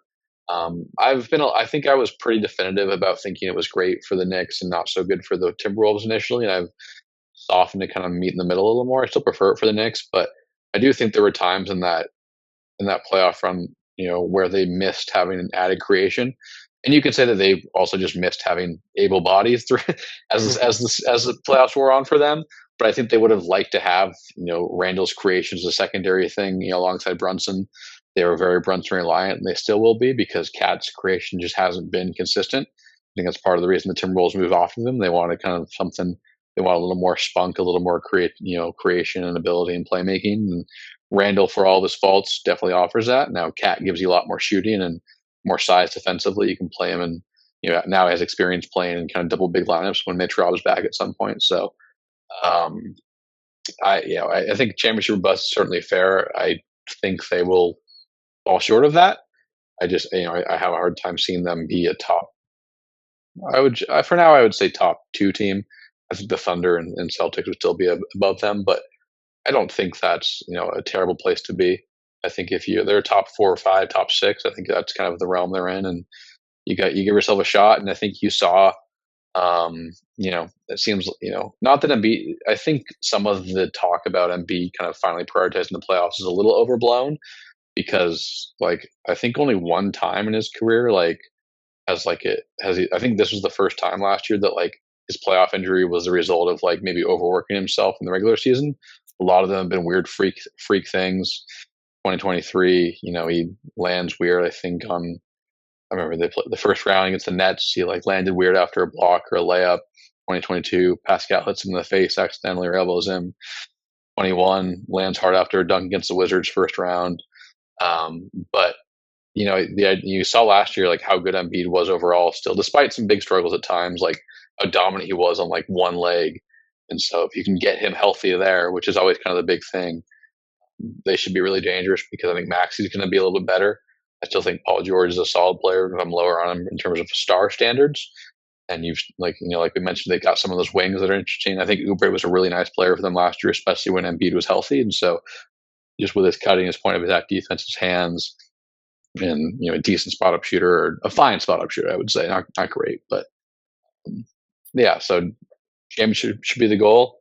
I would be surprised if they got there, but I think they're at least kind of in the broader tier of contenders to me, which is a pretty good place to be. For So sure. I guess they've been there for like 5 or 6 years, so maybe it's not a good place to be. I don't know, but they Yeah. certainly have the best chance, I think, that they've had during the Embiid era right now. Yeah, I mean, having an MVP candidate alone has probably kept them in that tier. And I think hearing him say out loud from his own mouth, like his goals shifting from "I want to win MVP," where he's going to go all out for an 82 game stretch, to everything is about winning the finals, was kind of reassuring to back up some of those goals. Where, like, it's okay if you sit on back to backs like the Tim Duncan or Kawhi during that really started doing that kind of thing back with Popovich and the Spurs, where you're playing the long game. Like, you realize what body and injury risk you're dealing with on a night to night basis. We know you're an MVP caliber player, and you finally got the actual award after years of runner-ups or top three with Jokic and Giannis. So, like, there's nothing left to prove other than winning it all and getting the ultimate prize. And they have as good a chance as anyone, especially when you make the upgrades they did to the roster to surround him with stars. And like you mentioned with Kristaps, like, injury luck is a big factor for every team. So just hopefully doing whatever you can to give yourself the best luck, to like give yourself the best chance of all three of those stars being healthy come playoff time, is all you can do. And then from there, it comes down to matchups, health, and luck, and you play ball. And they're right there with just about anyone in terms of that top end talent to go all the way. And like we hit on the Knicks, like they traded for this center, but who's to say anyone on the Celtics or Knicks? I mean, I guess Brook Lopez on the Bucks, but who's matching up with Embiid come playoff time? So those guys don't really exist anywhere, let alone at the top of the East right now. So they should have as good a shot as anyone. And the Knicks are really interesting. I think I agree with, like, the Knicks. I think won that trade like pretty clearly, but maybe it depends on how you view the fit and how you view Cat's talent versus Randall's talent. And to be fair to Randall, he was hurt a lot during that last year, where we never really got to see the Brunson Knicks with Randall really as a fulcrum of a 1-2 punch with both of their creations. So who's to say how it would have looked? But I think once you trade for Anunoby and Mikal Bridges, you have these lengthy defensive wings. You know that they're tough shot makers who can spread the floor around Brunson, and just going out to get one more, like, arguably the best stretch five in the league, who's also a borderline star in himself, in Cat, is you couldn't have opened up the floor more for this window right now around Brunson, who took a huge pay cut to kind of make that happen, where they can afford to they have MVP impact without having to pay.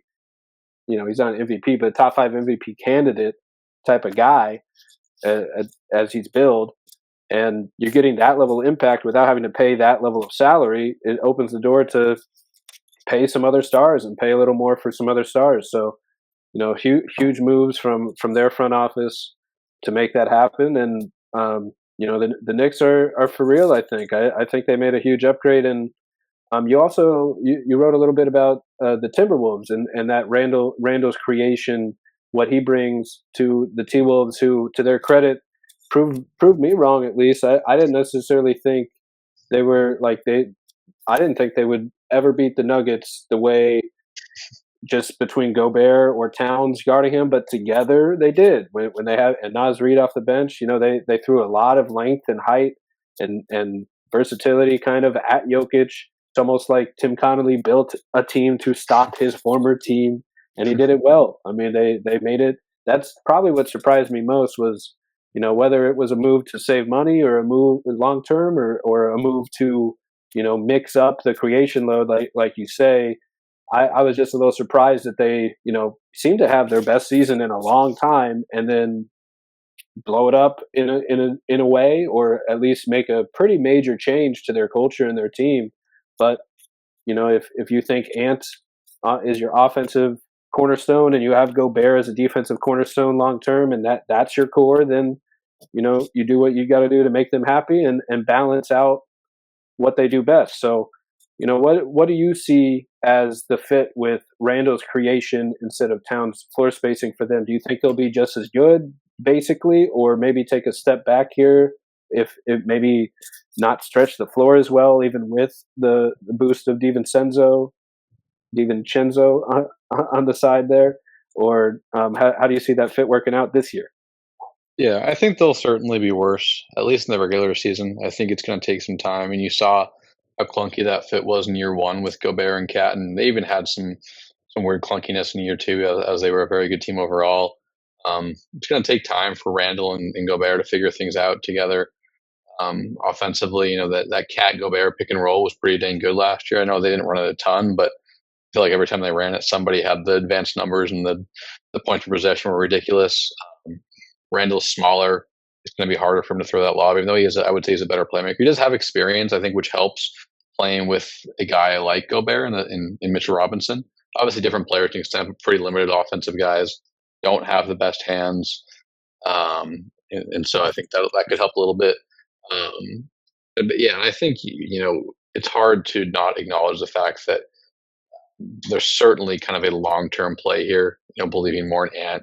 I don't think they loved Cat's contract. He had like 50-something million per year until 2027. He has a $62 million player option, which, I mean, maybe he declines that. Maybe the salary cap is so robust at that point that he'll have a bigger contract, but at least 3 more years of that, whereas Randall, is a player option for next season when that's it. So I would be a little surprised if the Timberwolves are as good as last year, but at the same time, I think the West is probably about the same as last year. I mean, I think the Mavs, you could say maybe they got a little better, a little bit worse. I don't feel one particular way about that right now. I like some of the moves they made.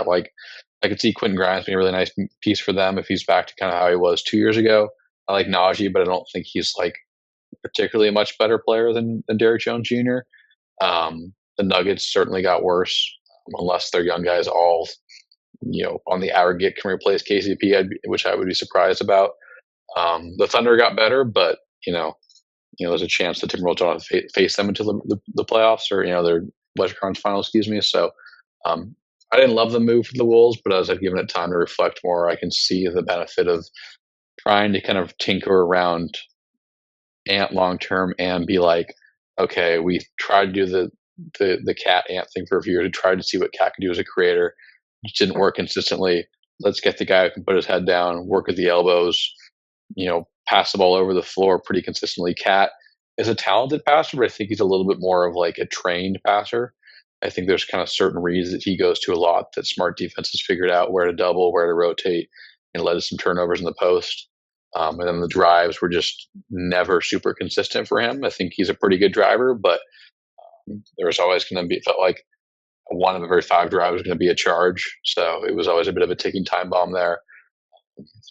So I don't like the trade overall. I do think because Cat's defense at his size was pretty impressive last year. The way he moved, I thought was really admirable. And Randall's like a pretty good mover, but I think he has bigger motor issues and he's just a smaller player to me. So those are some of my issues. And I do think for all of Randall's, creation edge, he can be pretty sloppy at times as well, which is a similarity with Cat. And as we've mentioned, the difference in shooting ability is pretty significant. Randall will take them, but I think he's like a bang average shooter at best for his career. I think he's a 34, 33% guy. Cat's flirting with 49, 30 or 40, 39% throughout his career. So I just have a hard time not envisioning some pretty clunky growing pains with Gobert in year one.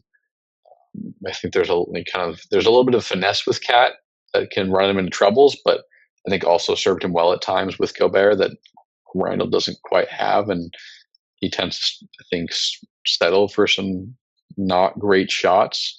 And I wouldn't call him a particularly high field player. I wouldn't call Ant a high field player either, at least his playmakers, either of them. I think that was something that plagued the Wolves last year and will continue to. And so I just don't think the offense got considerably better.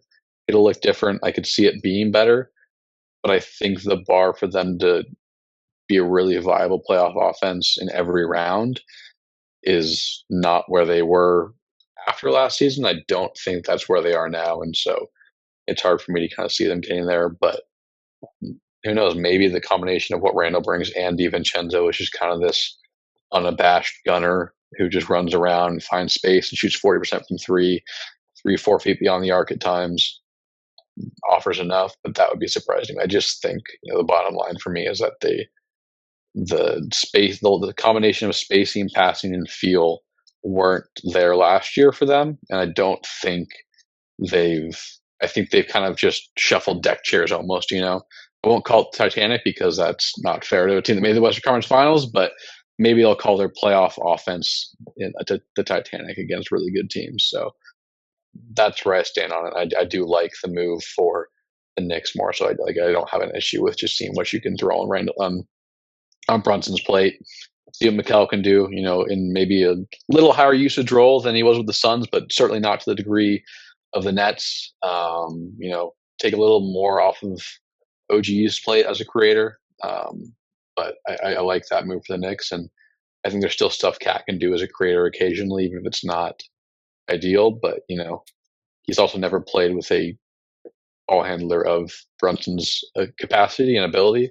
With all due respect to Ant, he's just not that level of creator, I would say. I mean, if you want to call them similar tier players, I would certainly hear that, but I think some of that would also rest on the defensive gap between them more than them being like equals as offensive engines right now. So, we'll see. But at the same time, Tibbs' offense is pretty static. Usually they don't involve a lot of offense, a lot of movement, and I think that's something that Cat's pretty good at, running off screens, finding space, things like that. So I'm curious to kind of see if Tibbs adapts at all, but I would be surprised given that's not necessarily he adjusts more in series than people give him credit for, but I don't think he necessarily changes philosophies very often on the whole. So yeah, I don't love it for the Wolves, but I understand it for sure. I can see why they made that move, and I think that's an important thing to do, to understand. It's important to understand why teams do things and why things happen, even if you don't agree with them or think they're the right move. Right. After hearing you talk me through it a little, I think I can see it a little more, because my initial reaction is, what are they doing? I think I thought they finally got to where they wanted to be and then just moved on right away. But you outlined a lot of great points with, especially with Randall's creation possibilities here, offensive creations, and I mean they won 56 games last year, 57 for the Nuggets. They were the 1 and the 3 seed, or 2 and 3 seed, basically, right there with 57 win Thunder.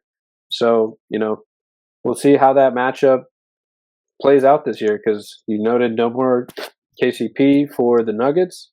I think I might be in the minority. I think that is only on the one hand, it's a perfect. He was the perfect role player for that unit.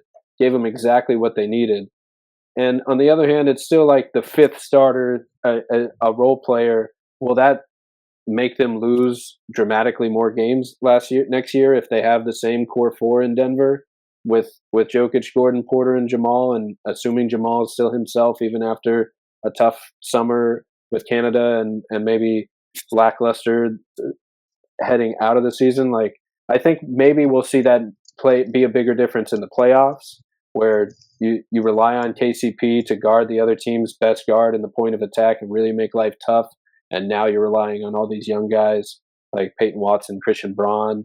I'm a big Trey Alexander fan, just as a nice role player, can defend and dribble, pass, shoot, and score a little bit, and has done that for years for Creighton.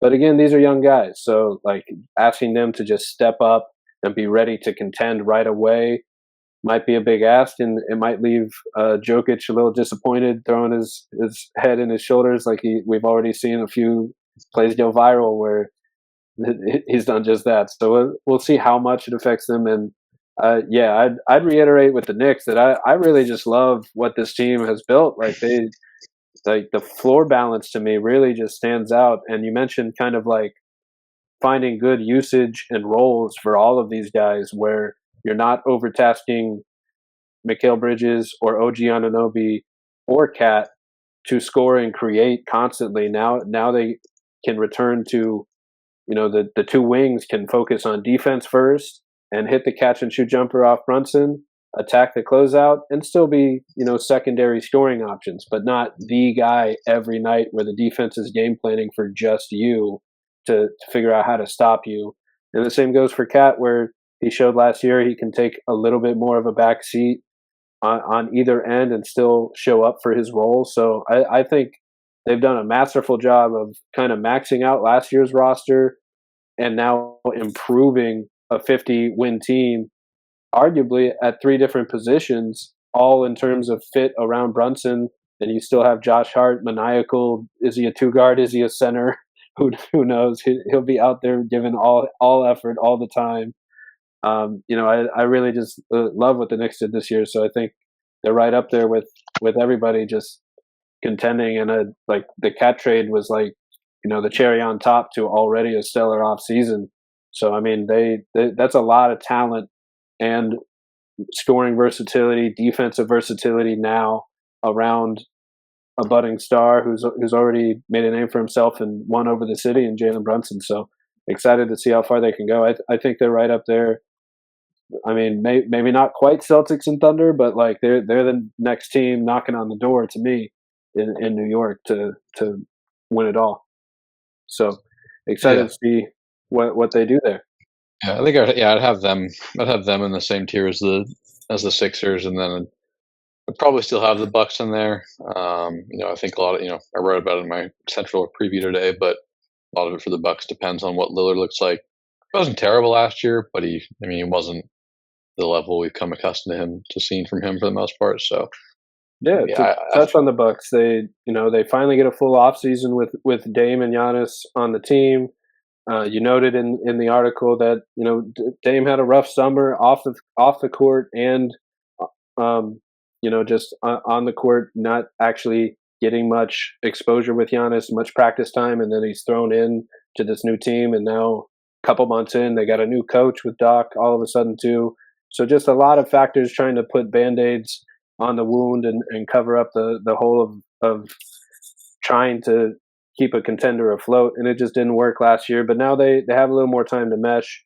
You would think one of the best pick and roll initiators and pick and roll roll men being paired up together would create just the most unstoppable pick and roll in the league. Like that and Doc started running that a little more, simplifying the game, but I'm not sure if it necessarily played out. Like, do you think we're going to see the All-NBA Dame that you mentioned, or has injuries kind of finally caught up to him and he's no longer in that class of star? Like, because I agree they should be contending. They have the superstars and the stars and the pedigree of winning it all. Giannis is still Giannis. He gives them a chance just by being healthy and available. So, do you said you see them in kind of that Sixers zone, give or take, of maybe about 50 wins again and pseudo contending, not quite a pretender, but has an outside chance of winning it all, even if they're not the favorite. And just like what might your expectations be? Like what are the real chances of winning with this unit? Yeah, I mean, I guess by saying I put them in the same tier as the Knicks and Sixers, I would just be like, I guess they're the fourth best team in the East to me, but I'm pretty low on them. Dame has talked about, like you mentioned, the uncertainty with surrounding his trade request and what that might, signal for him. He led to him being a little more cautious, not wanting to get injured with his training habits, which, like, I mean, I don't know. Like, that's a weird thing to me a little bit. Like, Dame's never really like come into a season injured because of how he trains. So I don't know, like, how much I buy that, I guess. It certainly could be true because he looked really good the year. Like, he looked super explosive his last year in Portland. The season was cut short, but I don't know if it was because of like a severe injury so much as the Blazers had their eyes on some ping pong balls as they slipped down the standings. But it's just hard for me to buy him. He's 33 now. He's not a small guard, but he is a guard, so you're just smaller by nature in terms of like NBA size.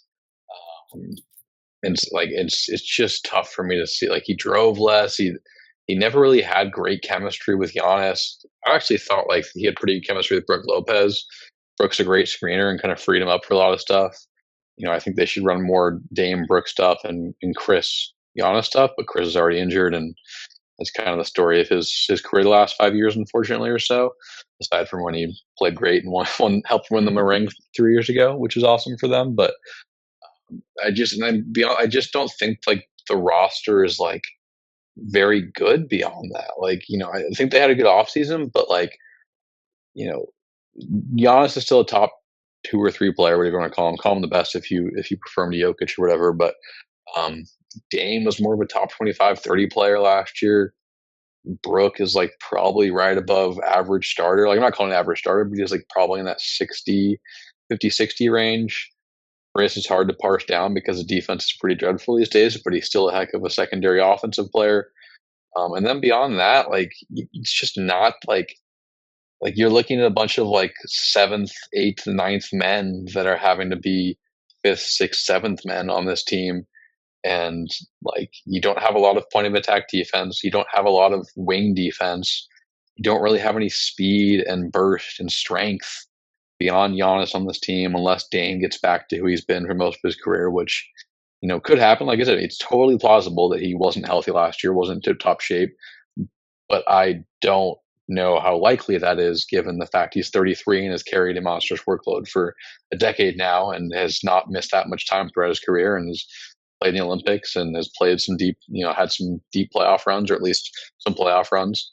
And I think Doc is just such like a whatever coach. Like, he's just not going to elevate you. He's the 22nd best coach in the league, 18th best, whatever you want to call him. I just don't like this roster very much. And when you factor in the fact that Chris is already in limbo, unfortunately, with some more injuries, it makes me hard to buy them, because then you're looking at Dame, who could be whatever. He's kind of a mystery box, it feels like. Giannis, who is probably still going to be himself. Brook, who's very good, but not like a third star. And then you don't have a coach that really like elevates your roster in the playoffs, and you don't have a roster that can kind of like, I don't think you have a bunch of guys that can scale up into bigger roles. Compared to maybe an OKC, right, where OKC maybe has a bunch of 4th, 5th, 6th men, and some of them are playing small minutes. It's almost like the Bucks should go try and like siphon some of Milwaukee's depth or OKC's depth and athleticism on the perimeter. So yeah, it might be the harshest I've been on the team on a pod in a while, but I just don't really love the roster, and I think they're in a pretty tough spot unless Dame is a top 10 player again, and Giannis is himself, and even then, I think you're asking them to plug a lot of holes that they might not be capable of. All great points. Yeah, I mean the depth just isn't totally there, and it's a good kind of analogy that kind of a lot of lower end of the bench guys being asked to maybe do a little bit too much in that 3, 4, 5, 6 role. Like you mentioned earlier, you were kind of their additions to start the pod. You like, and I like them too. Just smart defenders that they picked up that can play some winning 2-way basketball, but not too many clear middle of the rotation guys. So that it's just asking a lot. They invested a lot in this Dame trade. I mean, they gave up Drew Holiday to get him, and they were expecting a superstar in return, and he hasn't quite been that. But I'm still have a little room for optimism that a full off season to get back some energy and kind of practice like normal.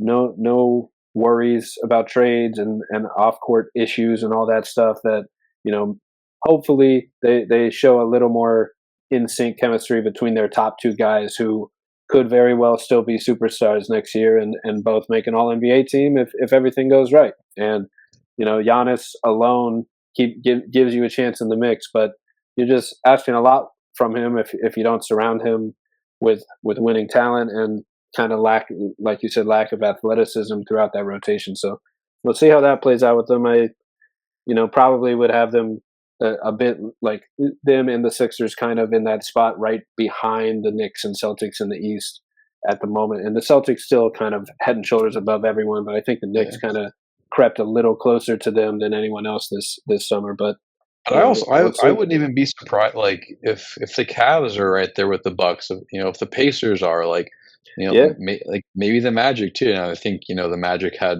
a really nice, healthy season for the most part last year, if I recall, aside from some of the Wendell stuff. So maybe it's always tough. Injury luck is just so random for the most part. But like, I wouldn't be surprised if the Bucks are jockeying more for like that 4 to 7 or 8 range than they are for like a top 2 or 3 seed. Now, it's Embiid's not going to play back to backs. Paul George can be reevaluated the day before their the Sixers home opener because of hyperextended knee. So if they're in a weird spot with some of their stars, and maybe the win total in the regular season isn't right there. But yeah, but I do see the optimistic lens which you laid out too, and maybe there's a chance that like adding 2 good shooters in Prince and Gary Trent is a nice thing to offer. Around a Dame-led pick and roll unit or offense, and around Giannis, maybe DeLon Wright is kind of the guy they need at the point of attack. Obviously has really good hands, really good playmaker, feisty, long, rangy guard defender. Maybe Andre Jackson takes a leap. He certainly has bounds of athleticism that team could use in the wing. Maybe year 3 for Marjon Beauchamp is better, but I know Bucks fans are pretty down on him after a tough summer league and maybe some social media comments, or I don't know exactly, but certainly seems like the talk is not as optimistic after year 2 as it was after year 1 for him. But I see an optimistic lens for them, but it's hard for me to buy into it. I just think there's too many things that have to go right, and a lot of things that like they don't just have to go right; they have to change, right? Like it's not like they have to. There's a burden of proof on them that I have to see that I'm skeptical comes to fruition. But I don't think by any means it's like a wild take to be a little more optimistic than I am on this team. I think it's completely reasonable, given that I'm probably about as low as you can be, unless there's somebody out there who thinks they might miss the playoffs or something like that. Then they'll have me beat. But yeah, I would be surprised if the Bucks are really kind of looking like an Eastern Conference contender by February or March or whenever that picture really starts to crystallize. Yeah, and on that point of all the other teams in the mix, I mean, I mentioned before, like the 2 seed Knicks won 50 games. The Bucks were the 3 seed in spite of everything we said last year with 49 games. But the 8 seed, the Heat, won 46 games. So I mean, you're talking the entire playoff picture won 46 to 50 games outside of the actual Celtics, who had 64. So between luck, development, just any little jump from one of these rising teams. Who knows where that playoff picture could be completely scrambled, and still likely the same teams involved, with only the Bulls, Hawks, and Nets kind of looking in, I guess. Not the Nets really, but the Bulls and Hawks looking in that play-in situation. So it doesn't seem like there's an obvious team that's going to jump out of the lottery to take one of these spots. So we could very well be looking at those same 8 teams just kind of scrambled up a little bit differently this year. And I don't think the Bucks having the same year would be that big of a shock or even a disappointment, because we know that they're a playoff team with a chance to contend because of the star talent on the roster, but they have some obvious holes with their depth that have to be either addressed or, like you said, proven wrong. So we'll see if the Bucks, the Knicks, the Sixers, or maybe somebody like the Cavs, Magic, Pacers, even the Heat pop back up and reclaim the one of those top 4 seeds this year. And we know the Magic are on the rise here, so there's something to look out for with what's budding in Orlando between Paulo, Franz, Suggs, and bringing in KCP, shoring up that defense, and basically running it back themselves. So excited to see their trajectory, and always here to watch the Magic basketball. So I got one more team for you I'd like to ask you about, and that's the Phoenix Suns. They brought in Brad Beal. With Beal, Durant, and Booker on the court, they were a plus 6.6 net rating and over 800 minutes together. This is the first full season with Beal, I believe, and they addressed some issues. To me, they were a team that could get a bucket on anyone. They could trade buckets with any team, any night, but they were not out there to get stops. And, that will win you a lot of games. They were the 6th seed last year in the West with 49 wins, and they addressed a little bit of the defense by bringing some rookies. I'm not sure if I'll get that last name right, but also Ighodaro in the 2nd round. Ryan Dunn, really, smart point guard type playmaker who just apparently can just drill threes now all of a sudden, who hit a ton of threes in the preseason. And Nurkic down low brings some traditional post-up defense that, they might not be the most mobile, switchable, versatile defense, but they have some guys that can at least help with the defense a little bit. And then everyone loves the Tyus Jones addition, and even Monte Morris, kings of the assist to turnover ratio. I want to say they've been leading the league in that stat for like 7 years running, one of them, or it might have just been Tyus the whole time, but they've both been up there near the top in the ratio. So they should be looking at, reducing turnovers, setting up these 3 elite scorers, 2 superstar shooters and scorers in Durant and Booker at the moment for just clean looks. So they have point guard options. They have their scorers. They have at least a post-up defender now, and kind of a bench of different role player options that might help the defense. So did they fix their problems? Are they ready to contend in the West in a very tough Western Conference, or will it kind of look more of the same as last year, where they can score with anybody, but they're just not built to get stops? Yeah, it's interesting because in the regular season they were only 9th in offensive rating and 12th in defensive rating. They did okay in that regard, but I don't think they're well built. And we saw what a bad Timberwolves offense did to them in round 1. So I think generally, your point is correct in the sense that this is a team that's designed, or at least aspiring, to make deep playoff runs, and their playoff defense was a total mess. I liked their offseason, but it's still just hard for me to really get behind them. Nurkic is just not a very good center, not a good starting center. That he's a terrible finisher. He doesn't really stretch the floor, despite kind of experimenting with that. He has some nice playmaking, juice, but it's not like it's good. It's solid for a center, but it's not Jokic level. It's not Bam level. He's not doing any of the creative that Wemby does. So to me, and I just think he's such a limited defender, limited defender in ball screen coverages and ability to protect the rim. He's slow footed. He's not, roaming in from the weak side to finish plays. And then their wing defense, I know that people like Ryan Dunn, and it seems like he was an incredible wing defender in college who couldn't shoot, and that was the whole thing. And now he's hitting threes, and so that certainly adds another layer. But I still think, even if he's a good contributor for them, is he going to be the 5th starter as a late first round rookie in what most people consider not a good class? And maybe people said that it was a good role player class. That's maybe not fair to Ryan Dunn, but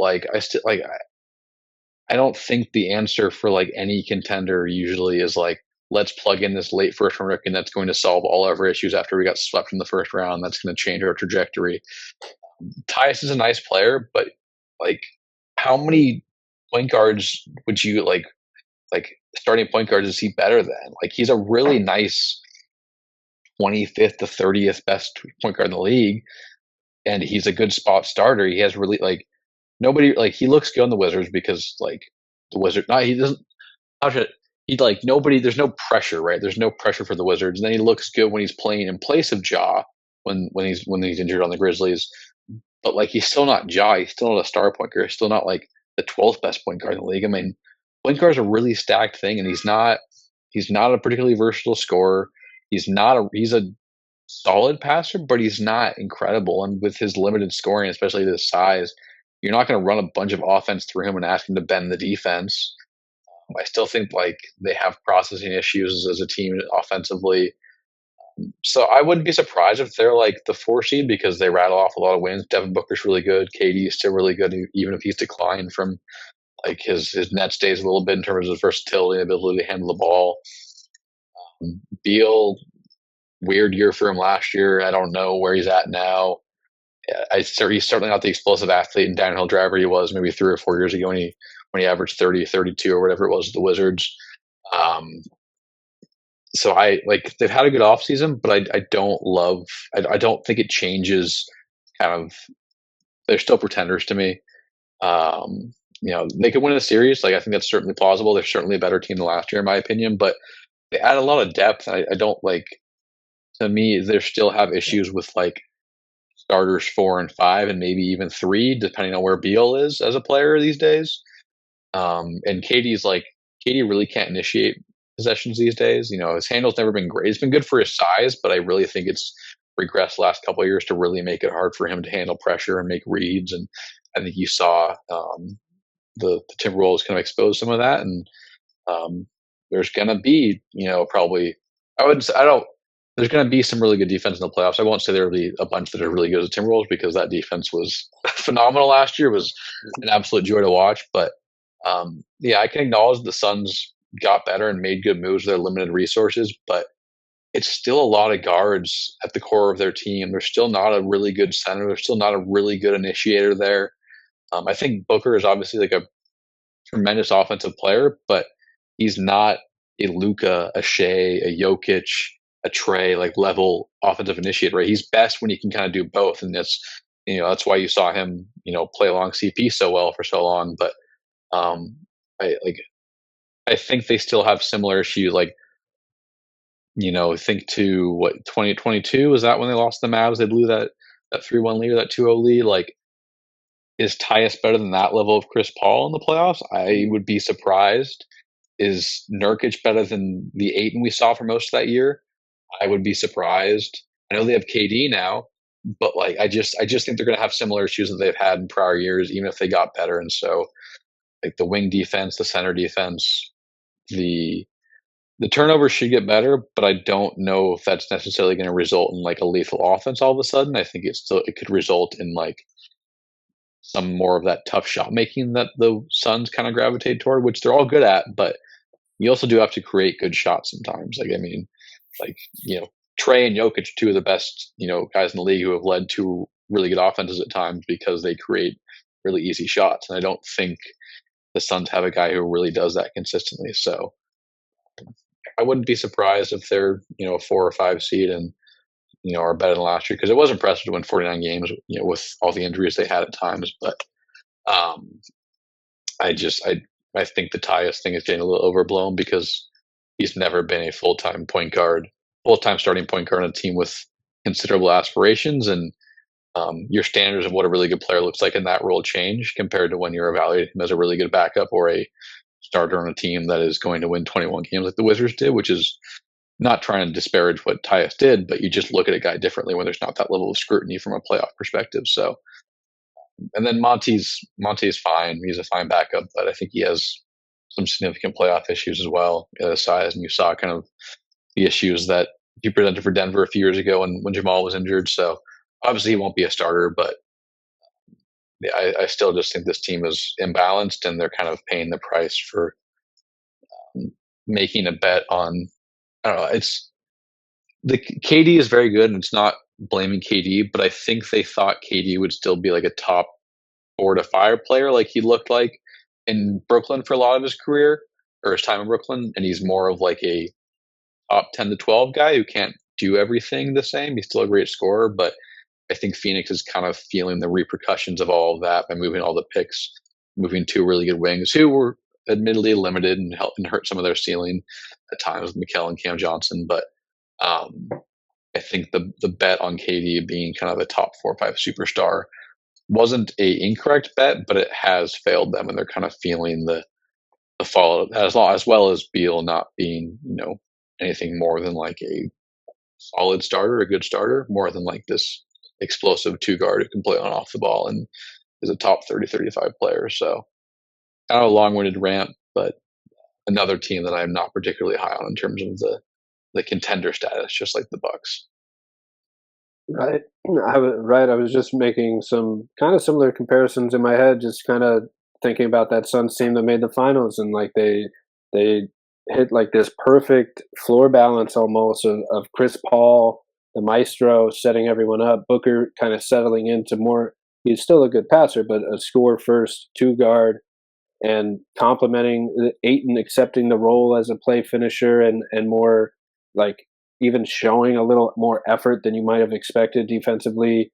Mikal Bridges in an ideal role as a defensive first wing who finished like top 3 or top 5 for Depoy that year. Cam Johnson kind of jumping onto the scene as a DN3 forward and just finding good floor balance there. And exactly that, where they get a new owner, he makes the big splashy move, they go all in on KD. You expect KD to be KD, and maybe he's just not quite at that level of impact anymore. And even if he is, you're now you're going all in on, like you said, two scoring stars, but not necessarily creators for the team who are creating good looks every single possession for someone. Whether, like, even if every shot they take is a good shot, it doesn't mean they're necessarily making the game a ton easier for everyone else. So when you go down the line, like, maybe some of the individual talent stacks up, but when you look at the lineups as a whole, they, does this team have a better chance of making the finals than that team that was a few years back where they had that ideal lineup? I'm not so sure, but I do think I'm with you that like, I like Tyus Jones for all the reasons we've said. Like, I wanted him he's a fine role player, strong. Like, the assist to turnover is almost memed at this point, but like, he's a smart point guard who can run the show, and especially, like you mentioned, like, plug and play style. Like, if he's viewed as a backup or a guy you just need to run the offense and hit an open three, he's capable. But there's so many talented guards that he's not a budding star, or even an above average starter really in this league when there's so much talent. So, like, is he a capable starter? Yes. Is he an improvement on having no point guard at all? I think so. And Monte Morris kind of backs that up. So there should be a little bit better shot creation there. But if you're comparing it to Chris Paul, I want to say coming off of the Thunder team too, with Chris Paul transitioning to that. Maybe the Rockets were in there too. The finals year he was excellent, and then the next year when they lost in the second round, he was like pretty good, but like cratered again, and that against the Mavs, and that was kind of the end of All-Star Chris Paul. But the end of that, yeah, like, and I feel like I was a little too harsh on Tyus, but yeah, can run a pick and roll, get to the mid-range pull-up, get to the floater, make the right pass, but like, he's not bending the defense. He can't finish well. Like, he's not turning the corner on you and then Devin Booker's not like cutting to the rim and he's getting an easy layup. Like, it's not how he goes. So, and like I said, you're gonna look at a player differently when he's a starting point guard for a team that is trying to win a title compared to when he's playing for the Wizards or when he's a spot starter because John Morant is injured for a Grizzlies team that has great depth and is a really good defense. So, I just, like, their 3-and-D wing is Royce O'Neal, who's a nice player, but he's not the same level defender he was a few years ago with the Jazz. And he's also 6'4", 6'5". Like, it's hard to put all your eggs in that basket as well as the Ryan Dunn basket and be like, that's how we're going to get stops against these great teams. And like, I know that you stop teams with schemes, but like, then it's not like you don't have a roaming center over there. You have Nurkic. So it's just, I just find there to be too many, like, they don't have enough like options to get stops defensively and enough scheme. And I do like Bud a lot. I think Bud's going to be really good for them. I would be remiss if I didn't note that. I think he's a really good coach who got a really bad rap at times because he did show a lot of flexibility and growth in that Bucks title run as a tactician and someone who's more flexible. And then the next 2 years, there were just injuries and, he couldn't control that Giannis couldn't play against the Heat, and he couldn't control that Middleton was out against the Celtics and still went 7. And Grant Williams hit 7 or 8 threes in that game 7 game in 22 against the Celtics, or against the Bucks, I guess, in his case. So I think he's going to do a lot of good things for them. I like his emphasis. These teams have always shot a lot of threes. I think the Suns are going to have to do a lot more of that than they've done in prior years. It's also going to take a philosophical shift from your 3 probably highest usage players in Booker, Beal, and Durant, in terms of not necessarily pump faking into the long 2, which they're all very good at for the most part. But a 3 is still worth more than 2. So that's not, to me, like, that's not at all me saying like there's no space for the mid range stuff. But like, I do think the Suns' ceiling was hurt by their shot profile last year because of who their 3 main offensive guys are. And it'll be interesting to see if Bud, a guy whose teams have always shot a ton of threes for the most part, and what the push and pull is like there. And so if he can really tap into that, and then maybe they're, a really, really good offense, more than just like a good offense. 9th is solid, but it's not, you're not scared of the 9th ranked offense, going in the playoffs if you're a good defense. But you might be a little bit scared or wary of the 3rd ranked offense. So we'll see there. And then Bud's also shown a lot of willingness to mix schemes up and kind of shift away from principles defensively. So obviously it helps when he's worked with guys like Al Horford and Paul Millsap and Giannis and Brook Lopez compared to 36-year-old KD and past his prime Royce O'Neal and Yusuf Nurkic. So we'll see. But I did want to make sure that I do think Bud will help, but I just don't know if the tools at his disposal are good enough to really kind of transform this team into contender. Not to say that he doesn't have his own flaws that I'm sure there'll be at times in the playoffs that rear their head and kind of hurt the team, but I don't think they will be the driving factor behind an early exit, or at least an early exit that I expect for this team, even if they win a playoff series. I think that's kind of, to me, their ceiling. I'd be surprised to see anything more than that, and I would still probably be a little bit surprised to see that. Yeah, great note on Coach Bud there. I mean, he is known for focusing on the four factors, dating back to those Hawks years, getting a lot of threes up with his team, and experimenting with things. Like I think the Bucks team would focus on defensive coverages sometimes where they leave bad 3-point shooters open, and would kind of focus on just contesting the guys that are higher efficient and otherwise just drop back and keep Brook Lopez and Giannis wreaking havoc near the paint, and just kind of like, if the bad shooter beats you, they beat you kind of thing. So it is kind of an interesting dynamic, or like a mismatch in talent and coaching schemes traditionally, that we'll see how it kind of plays out together. And maybe he gets that 3-point volume up, he maximizes the defense of this roster, and you have the reliable mid-range 2-point scoring options in your stars. So maybe you create just enough threes for Grayson Allen or Frank Kaminsky to come in and hit some more threes or something like that.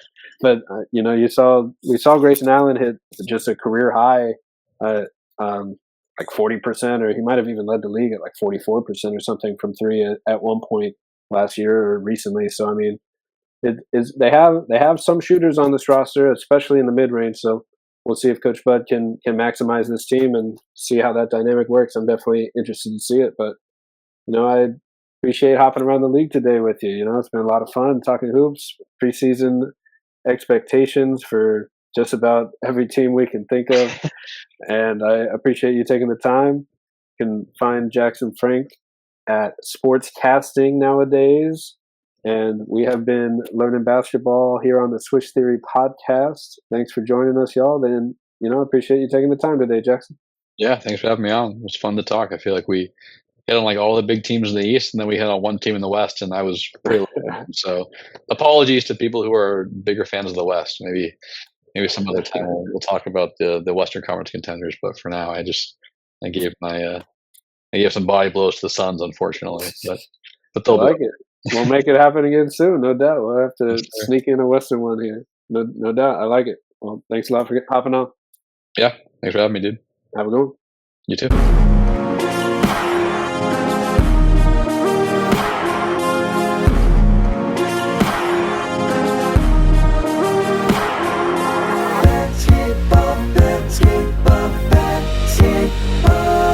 With Ryan. Learning Basketball is a Swish Theory podcast, hosted from Beyond the Arcade. Hey, that's me.